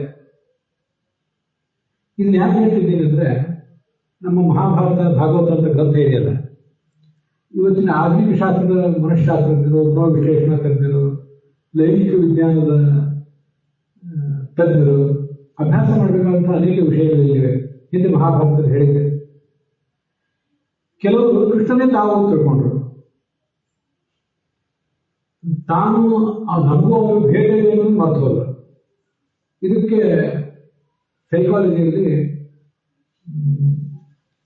ರ್ಯಾಪೋರ್ಟ್ ಮಿರರಿಂಗ್ ಅಂತಾರೆ. ಮಿರರಿಂಗ್ ಅಂದ್ರೆ ಕನ್ನಡಿ, ಮಿರರ್ ಅಂದ್ರೆ ಕನ್ನಡಿ. ಕನ್ನಡಿ ಅಂತೆ ಒಂದು ಗಂಡು ಹೆಣ್ಣು ಪ್ರೀತಿಸಿದಾಗ ಆ ಗಂಡು ಹೇಗೆ ಮಾಡ್ತಾನೋ ಹಾಗೆ ಹೆಣ್ಣು ಮಾಡುವುದು, ಹೆಣ್ಣು ಹೇಗೆ ಮಾಡ್ತಾನೋ ಹಾಗೆ ಗಂಡು ಮಾಡುವುದು, ಇದು ಕೆಲವು ಕಡೆ ಕಂಡು ಬರ್ತದೆ. ಇದ್ರ ಬಗ್ಗೆ ಎಲ್ಲ ಬೇಕಾದ ಅಧ್ಯಯನ ಮಾಡಿದ್ರು.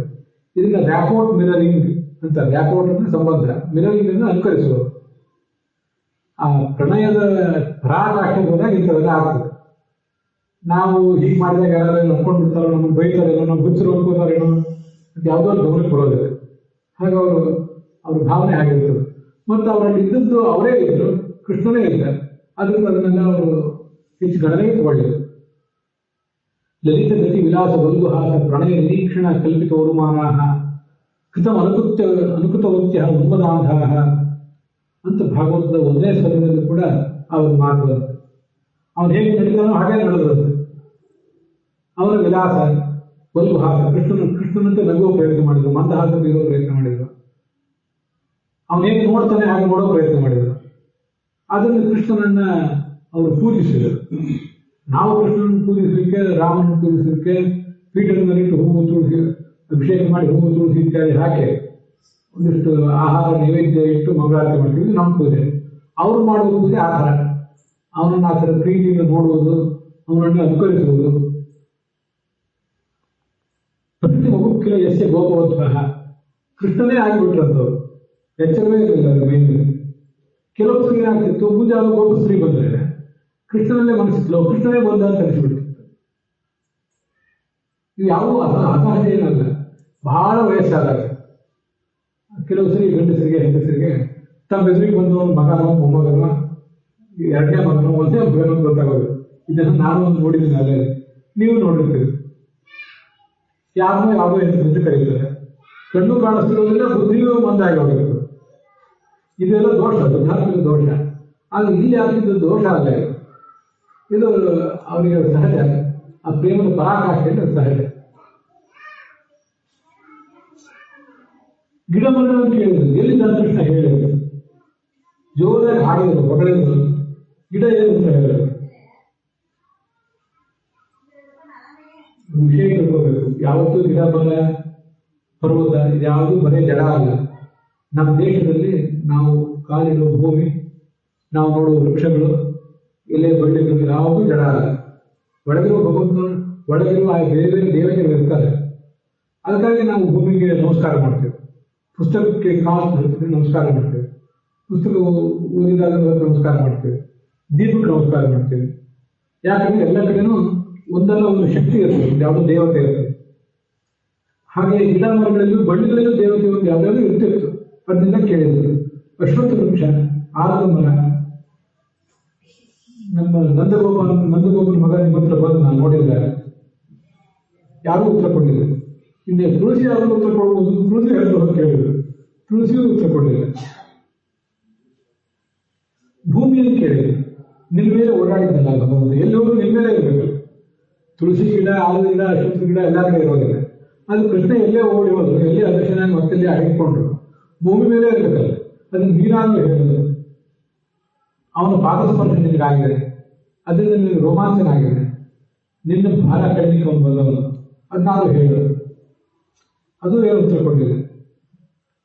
ಹೆಣ್ಣು ಜಿಂಕೆಯನ್ನು ಕೇಳಿದ್ರು, ಗಂಡು ಜಿಂಕೆಯನ್ನು ಕೇಳಿದ್ರು. ಮತ್ತೊಂದು ಯಾವುದೋ ಒಂದು ಕಡೆ ಒಂದು ಬಳ್ಳಿ ಹರಿದು ಬಿದ್ದಿತ್ತು. ಕೃಷ್ಣ ಇಲ್ಲೇ ಬಂದಿರಬೇಕು, ಅದ್ಮೇಲೆ ಕಾಲಿಟ್ಟಿರಬೇಕು, ಆ ಬಳ್ಳಿನೂ ಕೃಷ್ಣನನ್ನು ತಂದುಕೊಂಡಿದ್ದಿರಬೇಕು ಅಂತಂದು.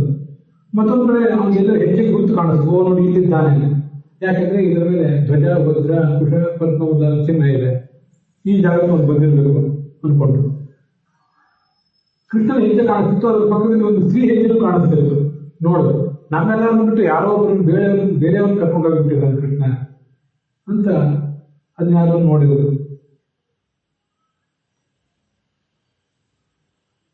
ನಮ್ಮೆಲ್ಲರನ್ನ ಬಿಟ್ಟು ಅವ್ರನ್ನ ಮಾತ್ರ ಕರ್ಕೊಂಡು ಹೋಗ್ಬೇಕಾದ್ರೆ ಅವರೆಲ್ಲರೂ ವಿಶೇಷ ಪುಣ್ಯ ಮಾಡಿರ್ಬೇಕು, ವಿಶೇಷ ಸಾಧನೆ ಮಾಡಿರ್ಬೇಕು ಈ ಹಿಂದೆ.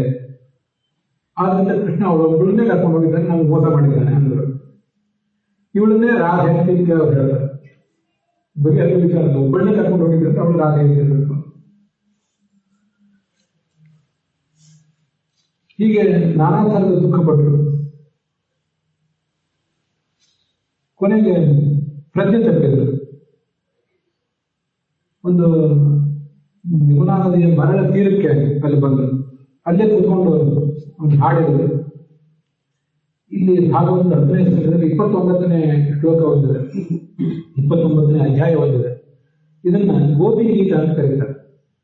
ಗೋಪಿಯರು ಹಾಡಿದ ಹಾಡು. ಹಾಡಿನ ದೃಷ್ಟಿಯಿಂದ ಕೂಡ ತುಂಬಾ ಸುಂದರವಾದ ಹಾಡು. ಉಳಿದ ಶ್ಲೋಕಗಳ ಛಂದಸ್ಸು, ರಾಗ, ಅದಕ್ಕಿಂತ ಇದರ ರಾಗ ಅನ್ನೋದು ಬಹಳ ಚಂದದ್ದು. ಜಯತಿಥಿಯಧಿಕಂ ಜನ್ಮನಾವೃತ ಶ್ರಯತ ಇಂದಿರಾ ಸಾಧುತಂತ್ರಹಿ ಅಂತ ಮೊದಲನೇ ಪದ್ಯ. ಅಷ್ಟು ರಾಗಬದ್ಧವಾಗಿ ಲಯಬದ್ಧವಾಗಿ ಹೇಳಿ ಅಭ್ಯಾಸ ಇದೆ. ನಾನು ಅದರ ಅರ್ಥ ಹೇಳೋನು, ಅದರ ವಿಮರ್ಶೆ ಮಾಡೋನು ಅಷ್ಟೇ. ಆದ್ರೆ ಆ ಥರ ಮಧುರವಾಗಿ ಅದನ್ನು ಹಾಡುವ ಸ್ತ್ರೀ ಪುರುಷರು ಇದ್ದಾರೆ, ಅದೊಂದು ತುಂಬ ಒಳ್ಳೆಯ ಅಭ್ಯಾಸ. ಈ ವೃಂದಾವನದಲ್ಲಿ ನಂದಗೋಪುರದ ಜನ್ಮ ತಾಳಿದ್ದಾರೆ ಕೃಷ್ಣ, ಅದ್ರ ಭಾಗ್ಯ ಎಂಥದ್ದು ಅಂತ ಅದನ್ನು ಸ್ತೋತ್ರ ಮಾಡಿದರು. ಒಂದು ಕಡೆ ಈ ಚತುರ್ಮುಖ ಬ್ರಹ್ಮನನ್ನೇ ಬೈದರು. ನಾವು ಕೃಷ್ಣನನ್ನು ನೋಡ್ತಾ ಇರ್ತೇವೆ, ಎಷ್ಟೊತ್ತು ನೋಡ್ತೀವಿ, ನಡುವೆ ರೆಕ್ಕೆ ಮುಚ್ಕೊಂಡು ಬಿಡ್ತದಲ್ಲ. ಈ ಕಣ್ಣಿಗೊಂದು ರೆಕ್ಕೆ ಯಾಕೆ ಇರಬೇಕು, ಇರಬಾರ್ದು. ನಮಗೊಂದು ರೆಕ್ಕೆ ಕೊಟ್ಟು ದಂಡತನದ ಕೆಲಸ ಮಾಡಿದ್ನಲ್ಲ ಆ ಬ್ರಹ್ಮ. ರೆಕ್ಕೆ ಇರದೇ ಹೋಗಿದ್ರೆ ನಾವು ಕಣ್ಣು ಎದೆ ಇದ್ರೆ ಅದನ್ನು ನೋಡ್ತಾ ಇರ್ಬೋದು ದೀರ್ಘಕಾಲ. ಜಡವು ದೀಕ್ಷಿತಾಂ ಪಕ್ಷ್ಮ ದೃಢದೃಶಾಂ.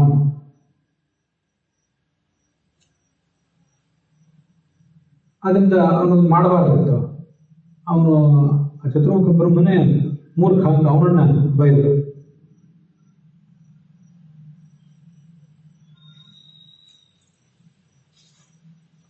ಹೀಗೆ ನಾನಾ ಥರ ಅವರು ಓಡಾಡಿದರು.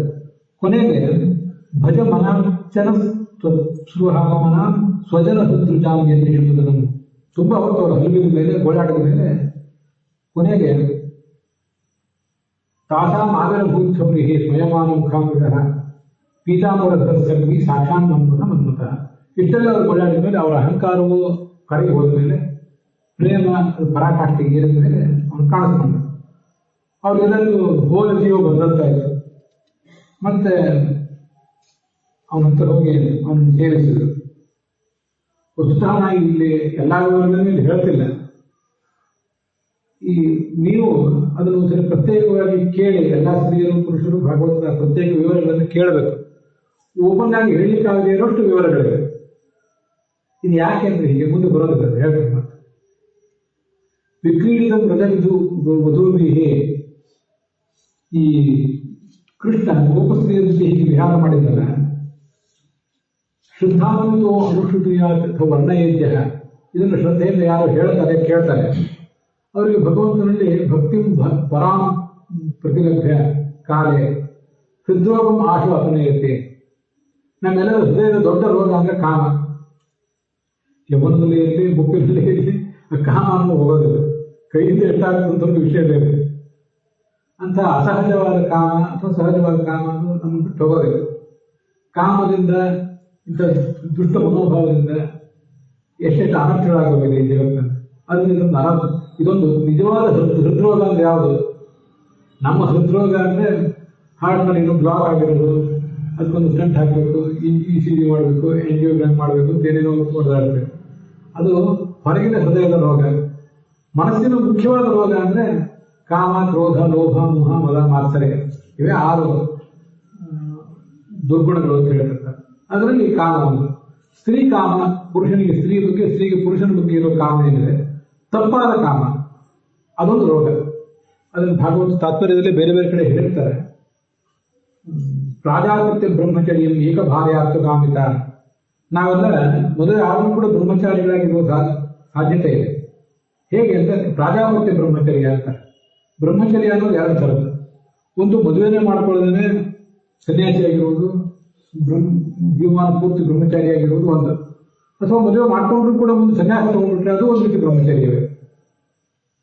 ಅದಲ್ಲದೆ ಹೆಂಡತಿಯ ಜೊತೆಗಿದ್ರೂ ಕೂಡ ಅದು ಬ್ರಹ್ಮಚರ್ಯ ಅಂತ. ಮಕ್ಕಳಾಗಿವೆ ಆದ್ರೂ ಬ್ರಹ್ಮಚರ್ಯ. ಹೇಗೆ ಅಂದ್ರೆ ಏಕ ಭಾರ್ಯ, ಒಬ್ಬಳೇ ಹೆಂಡತಿ ಇರಬೇಕು, ಏಕಪತ್ನಿ ವ್ರತಸ್ಥನಾಗಿರ್ಬೇಕು, ಅವಳು ಒಬ್ಬನೇ ಗಂಡನ ಬಗ್ಗೆ ನಿಷ್ಠಳಾಗಿರ್ಬೇಕು. ಮತ್ತೆ ಸಂತಾನಕ್ಕಾಗಿ ನಮ್ಮ ದಾಂಪತ್ಯ ಅನ್ನೋ ಎಚ್ಚರ ಇರಬೇಕು. ಭೋಗಕ್ಕಾಗಿ, ಮೋಜಿಗಾಗಿ, ಮಸ್ತಿಗಾಗಿ ದಾಂಪತ್ಯ ಅಲ್ಲ, ಸಂತಾನಕ್ಕಾಗಿ ದಾಂಪತ್ಯ ಅನ್ನೋ ಎಚ್ಚರ ಇದ್ರೆ ಅಂಥವ್ರು ಮದುವೆ ಆದರೂ ಕೂಡ ಬ್ರಹ್ಮಚಾರಿ ಆದಂತಾನೆ. ಅದಕ್ಕೆ ಪ್ರಾಜಾಪತ್ಯ ಬ್ರಹ್ಮಚರ್ಯ ಅಂತ. ಇದಕ್ಕೊಂದು ನಮ್ಮ ಬ್ರಹ್ಮಚರ್ಯವನ್ನು ಹಾಳು ಮಾಡುವಂತಹ ಪ್ರಧಾನವಾದ ರೋಗ ಅಂದ್ರೆ ಈ ಕಾಮ. ಅದ್ರ ಬಗ್ಗೆ ಅಸಹಜವಾದ ಪರಸ್ತ್ರೀ ಬಗ್ಗೆ, ಪರಪುರುಷನ ಬಗ್ಗೆ ಮೂಡುವಂತಹ ಒಂದು ಕಾಮ, ಇದೇ ಒಂದು ದೊಡ್ಡ ರೋಗ. ಈ ರೋಗವನ್ನು ಕಳ್ಕೊಳ್ಳಿಕ್ಕಿರುವ ದೊಡ್ಡ ಉಪಾಯ ಅಂದ್ರೆ ಏನು? ಇನ್ಯಾರೋ ಮನೋವಿಜ್ಞಾನಿಗಳು, ಮನೋವಿಶ್ಲೇಷಣ ವಿಜ್ಞಾನಿಗಳು ಅವ್ರ ರೋಗಿ ತರಬೇತಿ ಕೊಡಬೇಕು, ಏನಾದ್ರು ಸಮಾಲೋಚನೆ ಮಾಡಬಹುದು, ಅಥವಾ ಕಾಮದ ಒತ್ತಡವನ್ನು ತಡೆಯಲಿಕ್ಕೆ ಔಷಧಗಳೇನಾದ್ರೂ ಯಾರಾದ್ರು ಕೊಡಬಹುದು. ಆದರೆ ಬಹಳ ದೊಡ್ಡ ಉಪಾಯ ಅಂದ್ರೆ ಭಗವಂತ ಆ ಗೋಪಸ್ತ್ರೀ ಜೊತೆ ವರ್ತಿಸಿದ ಮಾಡಿದ ಶೃಂಗಾರ ಲೀಲೆ ಏನಿದೆ ಅದನ್ನು ಕೇಳುವುದು, ಹೇಳುವುದು ಏನಿದೆ ಅತಿ ದೊಡ್ಡ ಒಂದು ಪರಿಹಾರ ಅಂತ ವರ್ಣನೆ ಮಾಡ್ತಾರೆ. ಆದರೆ ಪ್ರವಚನದ ರೂಪದಲ್ಲಿ ಅಲ್ಲಿರುವಂತಹ ಎಲ್ಲ ಅಂಶಗಳನ್ನು, ಹರಿವಂಶದಲ್ಲೂ ಅಂತ ಒಂದು ಶ್ಲೋಕ ಇದೆ. ಶ್ಲೋಕ ಮಾತ್ರ ನಾನು ಮುಂದೆ ಹೇಳಿ ಸುಮ್ಮನೆ ಹೋಗಿದ್ದೆ. ಕರಜ ದ್ವಿಜ ಚಿಹ್ನಾನಿ ಕುಚಾದರ ಗತಾರಿಯಾಹ ದೃಷ್ಟ್ವಾ ದೃಷ್ಟ್ವಾ ಜದರ್ಶನೆ ದರ್ಪಣೆ ಕಮಲೇಕ್ಷಣ. ಅವರು ಕೃಷ್ಣನ ಪತ್ನಿಯರು ಕನ್ನಡಿ ಮುಂದೆ ನಿಂತುಕೊಂಡು ತಮ್ಮನ್ನೇ ತಾವು ಮೈ ಮರೆತಿದ್ದರು. ಆ ಕೃಷ್ಣನ ಜೊತೆ ಕಳೆದಂತಹ ಕ್ಷಣಗಳನ್ನು ಗಮನಿಸಿ ಅಷ್ಟೇ ಸೂಕ್ಷ್ಮವಾಗಿ ಹೇಳಿದೆ. ವಸ್ತುತಃ ಹರಿವಂಶ ಭಾಗವತದಲ್ಲಿ ಬಂದು ಸೂಕ್ಷ್ಮ ವಿವರಗಳನ್ನು ಗಮನಿಸಿದ್ರೆ ಅಲ್ಲಿ ಬಂದಿರುವ ವಿವರಣೆ, ಅದರ ಅಧ್ಯಯನ, ಅದು ಪುಣ್ಯಕರನೂ ಹೌದು, ಹೃದಯದ ರೋಗಕ್ಕೆ ಒಂದು ಉತ್ತಮ ಔಷಧನೂ ಹೌದು. ಅದನ್ನ ಭಾಗವತವನ್ನು ನೀವೇ ಓದುವ ಅಭ್ಯಾಸ ಮಾಡ್ಕೋಬೇಕು. ಇಲ್ಲಿ ಈ 31ನೇ ಅಧ್ಯಾಯದಲ್ಲಿ ಆ ರಾಸಪ್ರೀತಿ ಬಗ್ಗೆ ಭಾಗವತದಲ್ಲಿ ವರ್ಣನೆ ಮಾಡ್ತಾರೆ. ರಾಸೋತ್ಸವ ಸಂಪ್ರವೃತ್ತ ಗೋಪಿ ಮಂಡಲ ಮಂಡಿತ ಯೋಗೇಶ್ವರೇಣ ಕೃಷ್ಣೇನ ತಾಸಾಂ ಮಧ್ಯೆ ದ್ವಯೋರ್ದ್ವಯೋ. ಇಬ್ಬರು ಗೋಪಸ್ತ್ರೀಯರು, ಇಬ್ಬಿಬ್ಬರ ನಡುವೆ ಒಂದೊಂದು ರೂಪ ಅವ್ರ ಮೇಲೆ ತಾಗಿದ್ದ, ಅವ್ರ ಹೆಗಲ ಮೇಲೆ ಕೈ ಹಾಕಿದ್ದಾರೆ. ಆದ್ರಿಂದ ಪ್ರತಿಯೊಬ್ಬ ಗೋಪಸ್ತ್ರೀಗೂ ಕೂಡ ತಮ್ಮ ಪಕ್ಕದಲ್ಲಿ ಕೃಷ್ಣ ಇದ್ದಾನೆ ಅನಿಸಿತ್ತು. ಆ ಭಾವನೆ ಹೋಗಲಿಲ್ಲ. ನಟೇಂದ್ರ ಹೀತಕಂಠೀನಾಂ ಅನ್ಯೋನ್ಯಾತ್ತ ಕರ ಶ್ರಿಯಾಂ ನರ್ತಕೀನಾಂ ಭವೇದ್ರಾಸಃ ಮಂಡಲೀ ಭೂಯ ವರ್ತನಂ. ಆ ಮಂಡಲದಂತೆ ಇರಬೇಕು, ಆ ಮಂಡಲ ಚಲಿಸ್ತಾ ಇರಬೇಕು, ಹಾಗೆ ನಿಂತಿರಬಾರದು. ನರ್ತನ ನಡೀತಿರ್ಬೇಕು, ಆ ಮಂಡಲ ಒಂದು ಗಡಿಯಾರದಂತೆ ಸುತ್ತಾ ಇರಬೇಕು. ಹೀಗೆ ತಾಳಬದ್ಧವಾಗಿ ನಡೆಯಬೇಕು. ಇವರೆಲ್ಲ ದೇವಲೋಕದ ನರ್ತಕಿಯರಾದ ಅಕ್ಷರೆಯರ ಅವತಾರಗಳು ಇವರೆಲ್ಲ. ಆದ್ರಿಂದ ಭರತ ನಾಟ್ಯ ಸೂತ್ರದಲ್ಲಿ ಹೇಳಿದಂಥ ಒಂದು ಪ್ರಕಾರ ಇದೆ ಅಂತ ವರ್ಣನೆ ಮಾಡ್ತಾರೆ. ಭರತ ಮುನಿ ದೇವಲೋಕದವನು. ಅಲ್ಲಿ ದೇವಲೋಕದಿಂದ ನಾಟಕಗಳೆಲ್ಲ ನಡೆದಾಗ ಅವದೇ ಮಾರ್ಗದರ್ಶನ ಇರ್ತಿತ್ತು. ಅದಂಥದ್ದೊಂದು ಪ್ರಸಂಗ ವಿಷ್ಣು ಪುರಾಣದಲ್ಲಿ ಮತ್ತೆ ಭಾಗವತದಲ್ಲೂ ಇದೆ ಅಂತ ಮುಂದೆ 11ನೇ ಸ್ಕಂದದಲ್ಲಿ. ಲಕ್ಷ್ಮೀ ಸ್ವಯಂವರ ಆಗಿರ್ತಾರೆ ಸಮುದ್ರ ಮಂಥನ. ಅದಕ್ಕೊಂದು ನಾಟಕ ಭರತ ಮುನಿ ಸ್ವರ್ಗದಲ್ಲಿ ಆಡಿಸಿದ್ದ. ಊರ್ವಶಿಯಾಗಿ ಲಕ್ಷ್ಮೀ ಪಾತ್ರ ಮಾಡಿದ್ದು ಅಂತಿದೆ. ಇವರೆಲ್ಲ ಹೀಗೆ ಮೂಲತಃನೇ ಸಂಗೀತ ನರ್ತನದಲ್ಲಿ ತಜ್ಞರೇ ಅಪ್ಸರೆಯರು. ಅವರೀಗ ಗೋಪಸ್ತ್ರೀಯರಾಗಿ ಬಂದಿದ್ದಾರೆ. ನೃತ್ಯ ಸೇವೆ, ಗಾನ ಸೇವೆ ಮಾಡಿ ಆತನಿಗೆ ಅದನ್ನು ಅರ್ಪಣೆ ಮಾಡಿದ್ದಾರೆ. ಒಂದು ಸಂಗತಿ ಅಷ್ಟಾವಧಾನ ಸೇವಾ ಅಂತ ಇರ್ತದೆ. ವಿಶೇಷ ಪ್ರಸಂಗದಲ್ಲಿ ಅದನ್ನ ಎಲ್ಲ ಸಂದರ್ಭದಲ್ಲೂ ಮಾಡ್ಬೋದು. ಗಣೇಶ ಚತುರ್ಥಿ ದಿವಸನೂ ಮಾಡೋರಿರ್ತಾರೆ, ರಾಘವೇಂದ್ರ ಸ್ವಾಮಿಗಳ ಆರಾಧನೆ, ಕೃಷ್ಣ ಜನ್ಮಾಷ್ಟಮಿ ಎಲ್ಲ ಬೇಕಾದ ಸಂದರ್ಭದಲ್ಲೂ ಮಾಡ್ಬೋದು. ಅವಧಾನ ಅಂದರೆ ನಮ್ದೊಂದು ಶಾಸ್ತ್ರದ ಪ್ರಕಾರ. ಅಷ್ಟ ಅವಧಾನ ಅಂದರೆ 8 ಶಾಸ್ತ್ರಗಳನ್ನು ಭಗವಂತನಿಗೆ ಸಲ್ಲಿಸುವುದು. ಋಗ್ವೇದ, ಯಜುರ್ವೇದ, ಭಾಗವತ, ವೇದ, ಪುರಾಣ, ಇತಿಹಾಸ ಇತ್ಯಾದಿಗಳ ಸೇವಾ. ಸಂಗೀತ ಸೇವಾ ಅಂತ ಅವರು ಹಾಡ್ತಾರೆ ಕೆಲವರು. ನೃತ್ಯ ಸೇವಾ ಅಂತ ಇವತ್ತಿಗೂ ಮಾಡೋರಿದ್ದಾರೆ. ನೃತ್ಯ ಸೇವಾ ಅವಧಾನಯ, ಭಗವಂತನಿಗೆ ನೃತ್ಯ ಸೇವೆ ಮಾಡುವರಿದ್ದೀವಿ ಕೇಳು ಅಂತ ಭಗವಂತನಿಗೆ ಮನವಿ ಕೊಟ್ಟು ಅವನ ಮುಂದೆ ನರ್ತನ ಮಾಡೋರಿದ್ದಾರೆ, ಕೋಲಾಟ ಆಡೋರಿದ್ದಾರೆ. ಇದೆಲ್ಲ ಇವತ್ತಿಗೂ ಕೂಡ ಮಾಡೋರಿದ್ದಾರೆ. ಹೀಗೆ ನರ್ತನ ಸೇವಾ ಮಾಡಿದವರು ದೇವತೆಗಳು ಇದನ್ನು ನೋಡಬೇಕು ಅಂತ ಅನಿಸ್ತಂತೆ. ಆಕಾಶದಲ್ಲಿ ಬಂದು ನೆರೆದರು, ಅವರು ಹೂವಿನ ಮಳೆ ಕರೆದರು. ಗಂಧರ್ವರು ಅವರ ಪತ್ನಿಯರು ಆಕಾಶದಲ್ಲಿ ಅದನ್ನ ಎಲ್ಲ ಕಡೆ ಭಗವಂತನ ಗುಣವನ್ನು ವರ್ಣನೆ ಮಾಡಿದರು.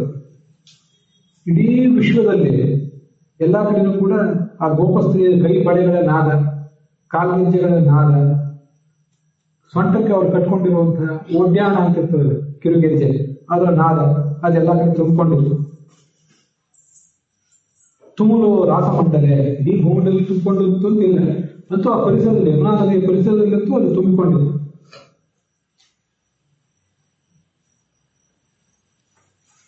ಇಲ್ಲಿ ಒಂದ್ ಕಡೆ ಬರ್ತದೆ ಯದ್ಗೀತೇನ ಇದಮಾವೃತಂ, ಸಮಸ್ತ ಪರಿಸರವೂ ಕೂಡ ಅದರಿಂದ ತುಂಬಿ ಹೋಯಿತು. ಅವರ ಆ ಹಾಡು, ನೃತ್ಯ ಅದನ್ನು ನೋಡಿ ಕೃಷ್ಣ ಭಲೆ ಭೇಟ ಪ್ರಶಂಸೆ ಮಾಡಿದ ಅಂತ ಬರ್ತದೆ.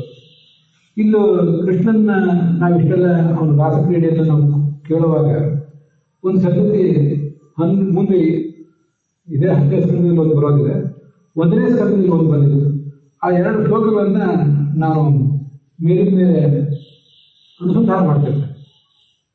ಈಗೇನೊಂದು ಶ್ಲೋಕ ಹೇಳಿದ್ದಾರೆ, ವಿಕ್ರೀತಂ ರಜಭಿ ಉಧೋಭಿಹಿ ಅನುಶುಣ್ಯಾದ್ ವರ್ಣಯತ್ಯ.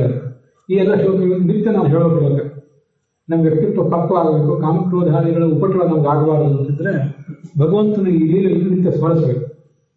ಇವರೆಲ್ಲ ಇಷ್ಟು ಮಾಡಿದ್ರಲ್ಲ, ಭಗವಂತ ಅದನ್ನ ಅವ್ರ ಸೇವಾ ಸ್ವೀಕಾರ ಮಾಡಿದ.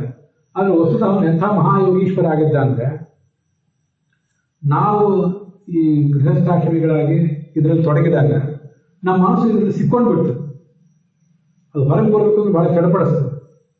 ಕೆಲವು ಸರಿ ಗೃಹಸ್ಥಾಶ್ರಮದ ಇತಿಮಿತಿಯಲ್ಲೇ ಇರ್ತದೆ, ಇದೇನಾದ್ರೂ ಅಡ್ಡಿ ಇಲ್ಲ. ಏನು ಸುಖ ದುಃಖ ಅನುಭವಿಸಿದ್ರು, ಏನು ಪ್ರೇಮ ಕಾಮ ಆದ್ರೂ ದಂಪತಿಗಳ ನಡುವೆ ಸೀಮಿತ ಆಗಿರ್ತದೆ. ಅದು ಪರಸ್ತ್ರೀ ಪರಪುರುಷನ ಬಗ್ಗೆ ಹೋದ್ರೆ ಅಸಹನೀಯ. ಅಂಥ ದುಶ್ಚಟಗಳಿಗೆ ಮನುಷ್ಯ ಸಿಕ್ಕಿ ಬಿದ್ದಿರ್ತಾನೆ, ದುರಭ್ಯಾಸಗಳಿಗೆ. ವಸ್ತುತಃ ಕೃಷ್ಣ ಇವ್ರ ನಡುವೆ ಇದ್ರೂ ಕೂಡ ಅವನ ವ್ಯಕ್ತಿತ್ವಕ್ಕೆ ಏನು ಚ್ಯುತಿಯೇ ಬರಲಿಲ್ಲ, ಅವನ ಮನಸ್ಸು ಚಂಚಲವೇ ಆಗಲಿಲ್ಲ ಅಂತ ವರ್ಣನೆ ಮಾಡ್ತಾರೆ. ಅದು ಹೇಗೆ ಅಂದ್ರೆ, ಉದ್ದಾಮ ಭಾವ ವಿಷುನಾಮನ ಹಾಸರಾಸ ಕ್ರೀಡಾವಲೋಕ ನಿಹತೋ ಮದನೋಪಿಯಾಸಾಂ ಸಂವಿಶ್ಯ ಚಾಪ ಮಗನ ಅಗಮತ್ ಪ್ರಮದೋತ್ತಮಾಸ್ತಾಹ ಯಸ್ಯಾವಯಂ ತಥೈತು ಕುಹಕೈರ್ನ ಶೇಖು. ನಾವು ಮನ್ಮಥನ ಬಗ್ಗೆ ಗೊತ್ತಿದೆ. ಮನ್ಮಥನ ಕೆಲಸ ಏನಂದ್ರೆ ಇಂದ್ರನಿಗೆ ಸಮಾನ, ಮನಸ್ಸಿನ ಮೇಲೆ ಪರಿಣಾಮ ಬೀರುವುದು ಮನ್ಮಥನ ಕೆಲಸ, ಕಾಮವನ್ನು ಹುಟ್ಟಿಸೋದು ಮನ್ಮಥನ ಕೆಲಸ. ಅವನ ಪತ್ನಿ ರತಿ. ಇಂದ್ರ ಮತ್ತೆ ಇವ್ರು ಉಳಿದೋರ್ ಕೈಯಲ್ಲೆಲ್ಲ ವಜ್ರಾಯುಧ ಮತ್ತೆ ಅವರ ದಂಡ, ಗದೆ, ಬಿಲ್ಲು ಎಲ್ಲ ಆಯುಧ ಇರ್ತದೆ. ಇವನ ಹತ್ರನೂ ಒಂದು ಬಿಲ್ ಇರ್ತದೆ. ಆ ಬಿಲ್ ಯಾವುದು ಅಂದ್ರೆ ಕಬ್ಬಿನ ಬಿಲ್, ಇಕ್ಷುದ ಚಾಪ ಕರೀತಾರೆ ಅವನು. ಕಬ್ಬಿನ ಜಲ್ಲೆಗೆ ಒಂದು ಬಿಲ್. ಮತ್ತೆ ಅವನಿಗೆ ಬಾಣ ಯಾವುದು? ಚೂಪಾದ ಕಬ್ಬಿಣದ ಬಾಣ ಏನು ಬೇಕಾಗಿಲ್ಲ. ಅರವಿಂದ ಮಶೋಕಂಚ ಚೂತಂಚ ನವಮಲ್ಲಿಕ ನೀಲೋತ್ಪಲಂಚ ಪಂಚೈತೆ ಪಂಚಮಾನಸ್ಯ ಸಹಾಯಕ. ಕಮಲದ ಹೂ, ಅಶೋಕ ಹೂ, ಚ್ಯೂತ ಮಾವಿನ ಹೂವು, ಹೊಸ ಮಲ್ಲಿಗೆ ಹೂವು, ಆಮೇಲೆ ಕಮಲದಲ್ಲೇ ಕೆಂಪು ಕಮಲ ಒಂದು, ನೀಲ ಕಮಲ ಒಂದು. ಇವಾಗ ಅದನ್ನ 5 ಬಾಣ. ಮನ್ಮಥನ ಬಗ್ಗೆ ಶಾಸ್ತ್ರದ ಏನ್ ಹೇಳ್ತಾರಂದ್ರೆ, ಒಂದು ದೇಹವನ್ನ 2 ಭಾಗ ಮಾಡುವಂತ ಧನುರ್ಧಾರಿಗಳು ಬೇಕಾದ ಜನ ಇದ್ದಾರೆ ಹೇಳ್ತಾರೆ. ಬಾಣ ಬಿಟ್ಟು ಎದೆ ಸೀಳೆ ಇದೊಂದು ಭಾಗ ಅದೊಂದು ಭಾಗ ಆಗಿ ಹೋಗ್ತದೆ. ಏಕಂ ವಸ್ತು ದ್ವಿಧಾ ಕರ್ತು ಅನೇಕ ಧನುರಸ್ಸಂತೆ. ಒಂದಿದ್ದಲ್ಲಿ 2 ಮಾಡುವ ಧನುರ್ಧಾರಿಗಳು ಜಗತ್ತಿನ ಬೇಕಾದ ಜನ ಇದ್ದಾರೆ.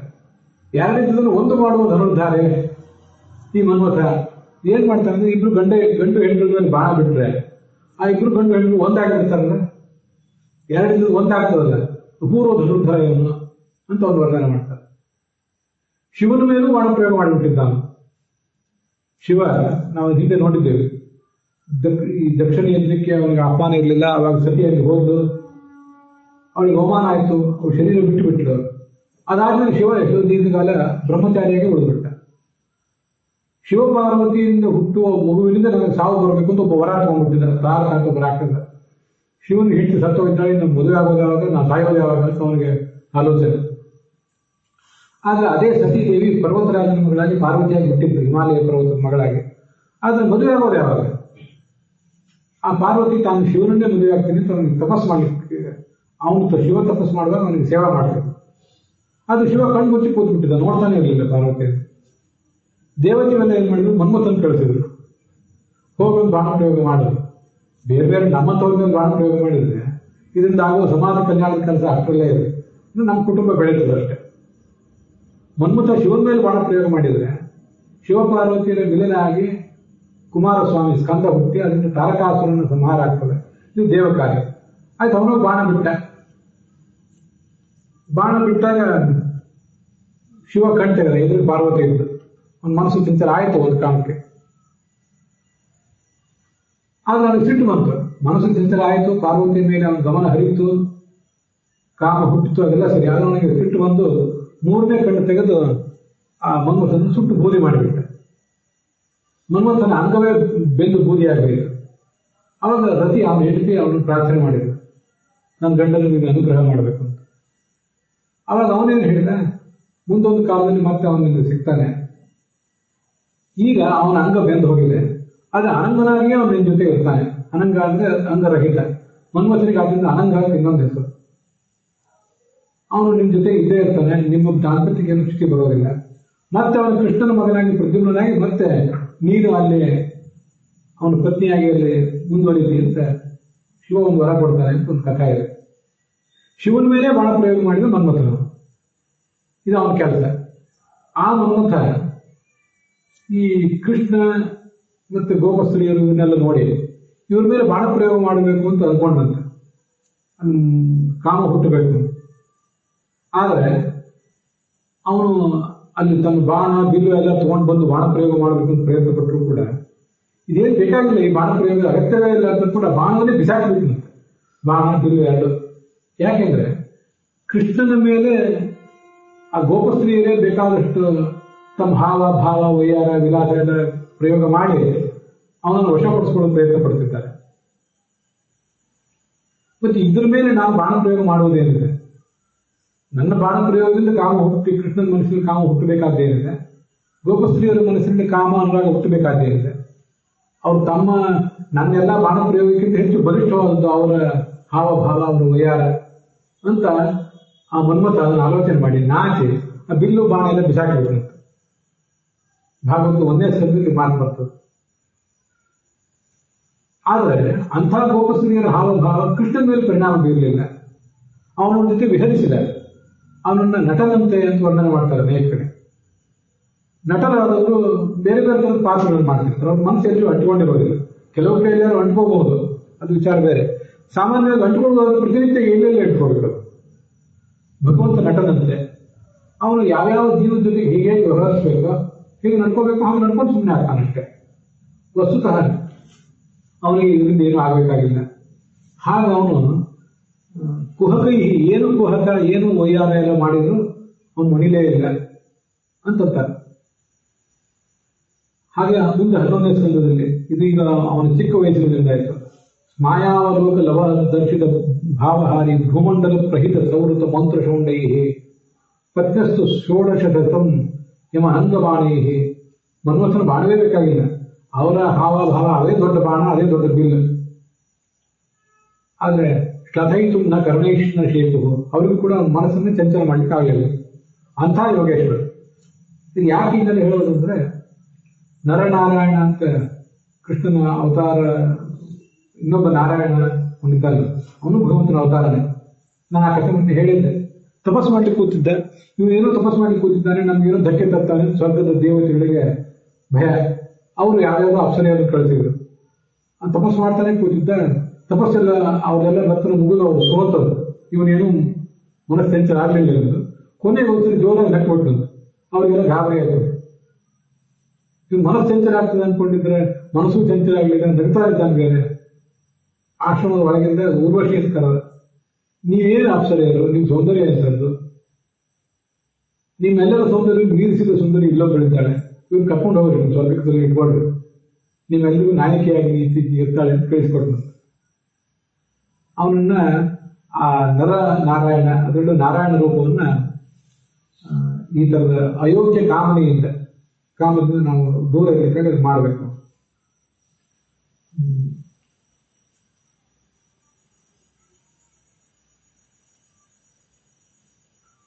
ಸನತ್ ಕುಮಾರ ಅಂತ ಭಗವಂತನ ಮತ್ತೊಂದು ರೂಪ ಇದೆ, ಅದು ಬ್ರಹ್ಮಚರ್ಯವನ್ನು ಪಾಲಿಸಿದ ರೂಪ.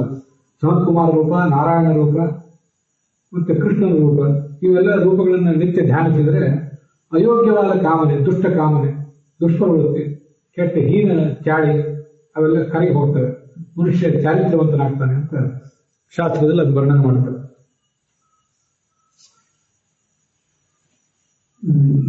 ಇಲ್ಲಿ ಕೆಲವು ಶ್ಲೋಕಗಳನ್ನು ಮುಂದೆ ಬರುವುದನ್ನು ಈಗ ಸೇರಿಸ್ಕೊಂಡಿದ್ದೀವಿ. ಯಾಕಂದ್ರೆ ಕೃಷ್ಣ ಈ ತರ ಮಾಡಿದ್ದು ಅವನಿಗೆ ಅಪಚಾರ ಏನಾಗಲಿಲ್ಲ, ಅವನಿಗೆ ಏನೂ ತೊಂದರೆ ಆಗಲಿಲ್ಲ. ಈ ರಾಜ ಕೇಳಿದಂತೆ ಏನು ಕೃಷ್ಣನನ್ನ ಅವನು ಧರ್ಮ ಸ್ಥಾಪನೆಗಾಗಿ ಹುಟ್ಟಿದವನು, ಅಧರ್ಮದ ನಾಟಕ್ಕಾಗಿ ಹುಟ್ಟಿದವನು ಅಂತೀರಿ, ಏನು ಇಂಥ ಕೆಲಸ ನಾವು ಮಾಡೋದು, ಇದೇನು ವರ್ಣನೆ ಮಾಡ್ತಿದ್ದೀರಿ, ನೀವು ಹೇಳುವುದೇನು ನಾವು ಕೇಳುವುದೇನು ಅಂತ ಅವನು ಧರ್ಮವನ್ನು ಉಪದೇಶ ಮಾಡುವನು, ಮಾಡಿ ತೋರಿಸುವವನು. ಪರಿಣಾಮಿ ಪರಿಸ್ಥಿತಿ ಸಂಪರ್ಕ ಹೇಗೆ ಮಾಡಿದ, ಪರಿಹಾರ ಮಾಡಿ. ಅದಕ್ಕೆ ಶುಕ ಹೇಳಿದರು, ತೇಜೀಯ ಸಾಂ ನರೋಷಾಯ ಒಂದೇ ಸರ್ವಭುಜೋ ಯತ್ನ. ಅವನು ಮಹಾತ್ಮ. ಕೆಲವು ಸರಿ ಭಗವಂತನ ಭಕ್ತರಾದವರು, ಮಹಾತ್ಮರಾದವರು ಏನಾದ್ರು ತಪ್ಪು ಹೇಳಿದ್ರೆ ಅವರಿಗೆ ಏನೂ ಅಂಟೋದಿಲ್ಲ, ಸ್ವಯಂ ಭಗವಂತನಿಗೆ ಅದು ಅಂಟುವುದು ಹೇಗೆ, ಅಂಟೋದೇ ಇದೆ. ಒಂದೇ ಸರ್ವಭುಜೋ ಯತ್ನ. ನಮಗೂ ನಿಮಗೆ ಕೈಗೆ ಏನಾದರೂ ಕೈಗೋ ಕಾಲಿಗೆ ಹೊಲಸು ಎತ್ತಿದ್ರೆ ಕೂಡಲೇ ಒಂದು ಹೋಗಿ ಓಡಿ ಕೈಕಾಲು ತೊಳ್ಕೊಂಡು ಸ್ವಚ್ಛಾಗಿ ಬರುತ್ತೆ. ಬೆಂಕಿಗೆ ಏನಾದರೂ ಹೊಲಸದಾಗಿದ್ರೆ ಬೆಂಕಿ ಹೊಲಸಾಗ್ತದೆ, ಆ ಹೊಲಸೇ ಸುಟ್ಟು ಬೂದಿ ಆಗಿ ಹೋಗ್ತದೆ. ಬೆಂಕಿಯಲ್ಲಿ ಏನು ಹಾಕಿದ್ರೆ ಅದಕ್ಕೆ ಸುಟ್ಟು ಬೂದಿ ಮಾಡಿಬಿಡ್ತದೆ. ಬೆಂಕಿ ಅಂತ ಭಗವಂತ. ಆದ್ರಿಂದ ಅವನಿಗೆ ಅದು ಅನರ್ಥಕರ ಅಲ್ಲ. ಮತ್ತೆ ಅವರೆಲ್ಲರೂ ಕೂಡ ಮೂಲತಃ ಅಪ್ಸರೆಯರು, ಬೇರೆಯವರ ಪತ್ನಿಯರಲ್ಲ, ಅಪ್ಸರೆಯರು ಹುಟ್ಟಿ ಬಂದವರು. ಆದ್ರಿಂದ ಅವರು ಭಗವಂತನನ್ನು ಆರಾಧನೆ ಮಾಡಬೇಕಂತ ಕಾಮಭಕ್ತಿಯ ಮೂಲಕನೇ ಅದನ್ನು ಅವ್ರು ಈಡೇರಿಸಿದ್ದಾರೆ. ಉಳಿದವರೆಲ್ಲರಿಗೂ ಅದನ್ನು ಕೊಡೋದು ಇಲ್ಲ, ಉಳಿದವರು ಬಯಸುವುದೂ ಇಲ್ಲ. ಉಳಿದವರು ಸ್ನೇಹ ಭಕ್ತಿ, ಗೌರವ ಭಕ್ತಿ ಅದನ್ನೇ ಬಯಸ್ತಾರೆ. ನೀವು ಹೇಗೆ ಆರಂಭಿಸಿ ನಡ್ಕೋತೀರಿ ಅದನ್ನು ಅವನು ಕೂಡ ನಡ್ಕೊಳ್ತಾನೆ, ಅಂತ ಭಕ್ತಿಯನ್ನು ಸ್ವೀಕಾರ ಮಾಡ್ತಾನೆ.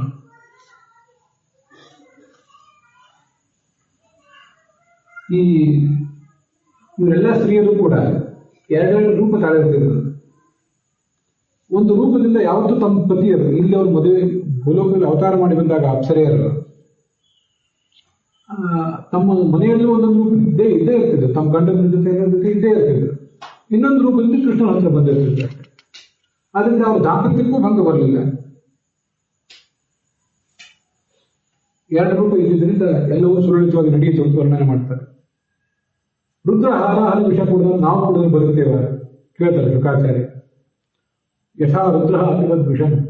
ದೊಡ್ಡವ್ರು ಮಾಡಿದ್ದಾರೆ ಅಂತ ನಾವು ಮಾಡಬಾರ್ದು, ದೊಡ್ಡವ್ರು ಮಾಡಿ ಅದನ್ನು ದಕ್ಕಿಸ್ಕೋತಾರೆ, ನಾವು ಅದನ್ನು ಮಾಡಬಾರ್ದು. ಭಗವಂತ ಎಲ್ಲರನ್ನೂ ನಿಯಮಿಸಬೇಕಾದ್ರು, ಕರ್ಮದ ಬಂಧನ ಅವನಿಗಿಲ್ಲ. ಆದ್ರಿಂದ ಅವನ ಮನಸ್ಸಿಗಾಗಲಿ ಅವನ ವ್ಯಕ್ತಿತ್ವಕ್ಕಾಗಲಿ ಇದರಿಂದ ಯಾವುದೇ ರೋಗ ಇತ್ಯಾದಿಗಳು ಬಂದು ಅಟ್ಕೊಳ್ಳೋದಿಲ್ಲ. ಕರ್ಮ ಬಂಧನ ಇಲ್ಲ ಅವನಿಗೆ. ಇದನ್ನ ಯಾಕೆ ತೋರಿಸ್ತಾನೆ ಅಂದ್ರೆ, ಅನುಗ್ರಹಾಯ ಭಕ್ತಾನ ಮಾನುಷಂ ದೇಹಮಾಶ್ರಿತಃ ಭಜತೆ ತಾದೃಶೀಂ ಕ್ರೀಡಾಂ ಯಾಂ ಶುತ್ವಾ ತತ್ಪರೋ ಭವೇ. ಭಗವಂತನ ಈ ಲೀಲೆ ನಮಗೆ ಭಾಗವತದಲ್ಲಿ ಹರಿವಂಶದಲ್ಲಿ ವರ್ಣನೆ ಬಂದಿಲ್ಲದೆ ಹೋದರೆ ನಮ್ಮ ಮನಸ್ಸು ಕಳ್ಳ ಮನಸ್ಸು, ಇದು ಹೋಗಿ ಇನ್ಯಾವುದೋ ಶೃಂಗಾರವನ್ನು ಮತ್ತೆಲ್ಲ ಆನಂದ ಪಟ್ಕೊಂಡು ಕೂತಿರ್ತಿತ್ತು. ಮನುಷ್ಯನ ಮನಸ್ಸು ತುಂಬಾ ಹೊಲಸು. ಒಂದ್ ಕಡೆ ಮಹಾಭಾರತದಲ್ಲಿ ಹೇಳ್ತಾರೆ, ಮಹಾಭಾರತದ ಬಗ್ಗೆಲ್ಲ ಭಾಗವತದಲ್ಲೇ ಹೇಳ್ತಾರೆ. ಮುಂದಿನ ವಿವಕ್ಷರು ಭಗವದ್ಗುಣಾನಾಂ ಸಖಾಪಿದೆ ಭಾರತ ಮಹಾಕೃಷ್ಣ ಯಸ್ಮಿನ್ ನೃಣಾಂ ಗ್ರಾಮ್ಯ ಸುಖಾನುವಾದೈಹಿ ಮತಿರ್ಗೃಹೀತಾನ ಹರೇ ಕಥಾಯ. ಭಾರತವನ್ನು ಬರೋದಾದ್ರೆ ಭಾಗವತವನ್ನು ಯಾಕೆ ಬರೀಬೇಕಾಯ್ತು ವೇದವ್ಯಾಸರು ಅಂದ್ರೆ, ಭಾರತದಲ್ಲಿ ಬೇಕಾದಷ್ಟು ಭಗವಂತನ ಮಹಿಮೆ ವರ್ಣನೆ ಇದ್ದೇ ಇದೆ. ಆದ್ರೆ ನಮ್ಮಂಥವರಿಗೆ ಇಂಡೆಕ್ಸ್ ತೆಗೆದು ನೋಡ್ತೇವೆ, ಸ್ವಲ್ಪ ಯಾವ್ದಾದ್ರು ಶೃಂಗಾರದ ವರ್ಣನೆ ಎಲ್ಲಾದ್ರೂ ಇದೆ ನೋಡೋಣ. ಸುಮ್ಮನೆ ಯಾವುದೋ ಮುನಿ ಇನ್ಯಾವುದೋ ಆಗ ಕಥೆ ತಗೊಂಡು ನಾವೇನು ಮಾಡೋದು. ರೋಚಕವಾದ ವರ್ಣನೆ, ಥ್ರಿಲ್ಲಿಂಗ್ ರೋಮ್ಯಾನ್ಸ್ ಎಲ್ಲರಿಗೂ ನೋಡ್ಬೇಕು ಅಂತ ಹೋಗ್ತೇವೆ. ಭಾರತದಂತಹ ಪವಿತ್ರವಾದ ಗ್ರಂಥ ನಮ್ಮ ಕೈಗೆ ಬಂದ್ರೆ ನಾವು ಅರಸುವುದು ಕ್ಷುಲ್ಲಕರಾದ ಮಾನವರು ಅರಸುವುದು ಯಾವ್ಯಾವ ಕ್ಷುಲ್ಲಕ ಕಥೆಗಳಂತೆ. ಆ ಕಥೆ ಕ್ಷುಲ್ಲಕ ಅಲ್ಲ, ಅದೆಲ್ಲ ಭಗವದ್ ಭಕ್ತರ ಕಥೆ. ಯಾವುದೋ ಒಬ್ಬ ಋಷಿ ಯಾವುದೋ ಅಪ್ಸರ ಜೊತೆಗೆ ಸೇರಿರ್ತೀನಿ ಅಂತ ಕಥೆಗಳನ್ನು ಕೇಳಿ ನಾವು ಎಂಜಾಯ್ ಮಾಡಿಬಿಡ್ತೇವೆ.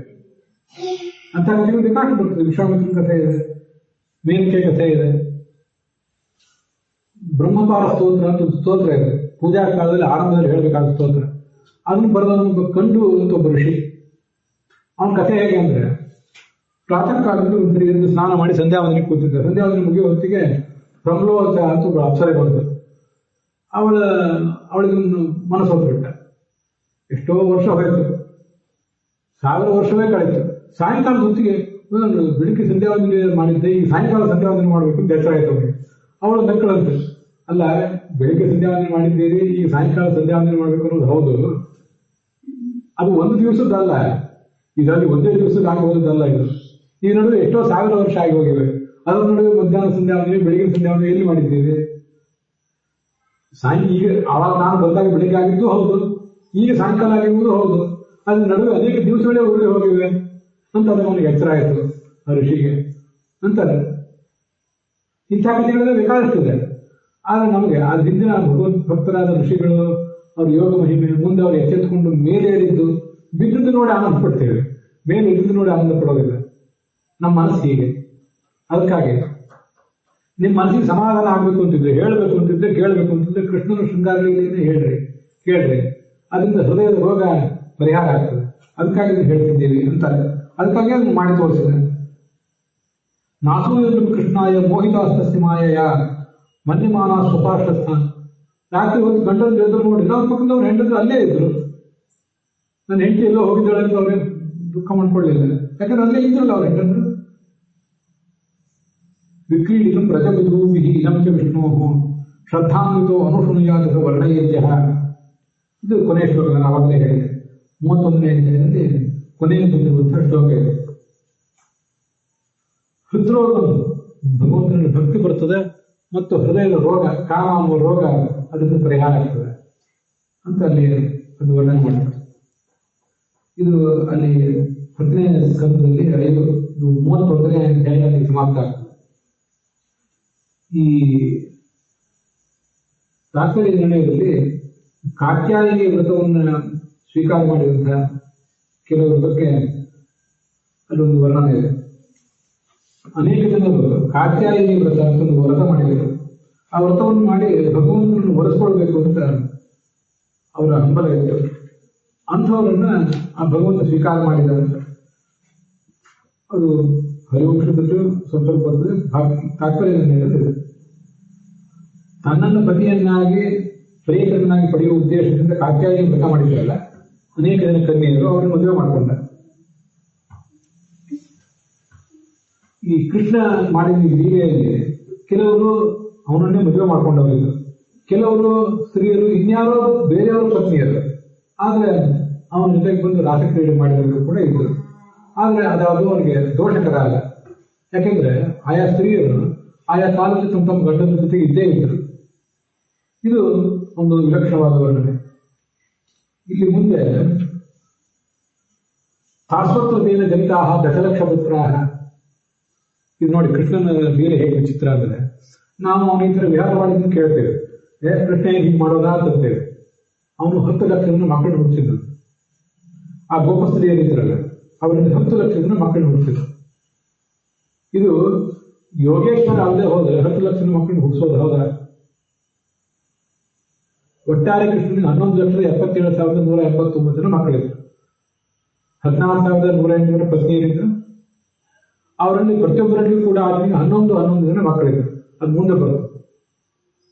ಒಂದೊಂದು ಹೆಣ್ಣಿನಲ್ಲಿ ರುಕ್ಮಿಣಿಯಲ್ಲಿಯೂ, ಸತ್ಯಭಾಮೆಯಲ್ಲಿಯೂ, ಜಾಂಬವತಿಯಲ್ಲೂ ಪ್ರತಿಯೊಬ್ಬರಲ್ಲೂ 10 ಗಂಡು 1 ಹೆಣ್ಣು.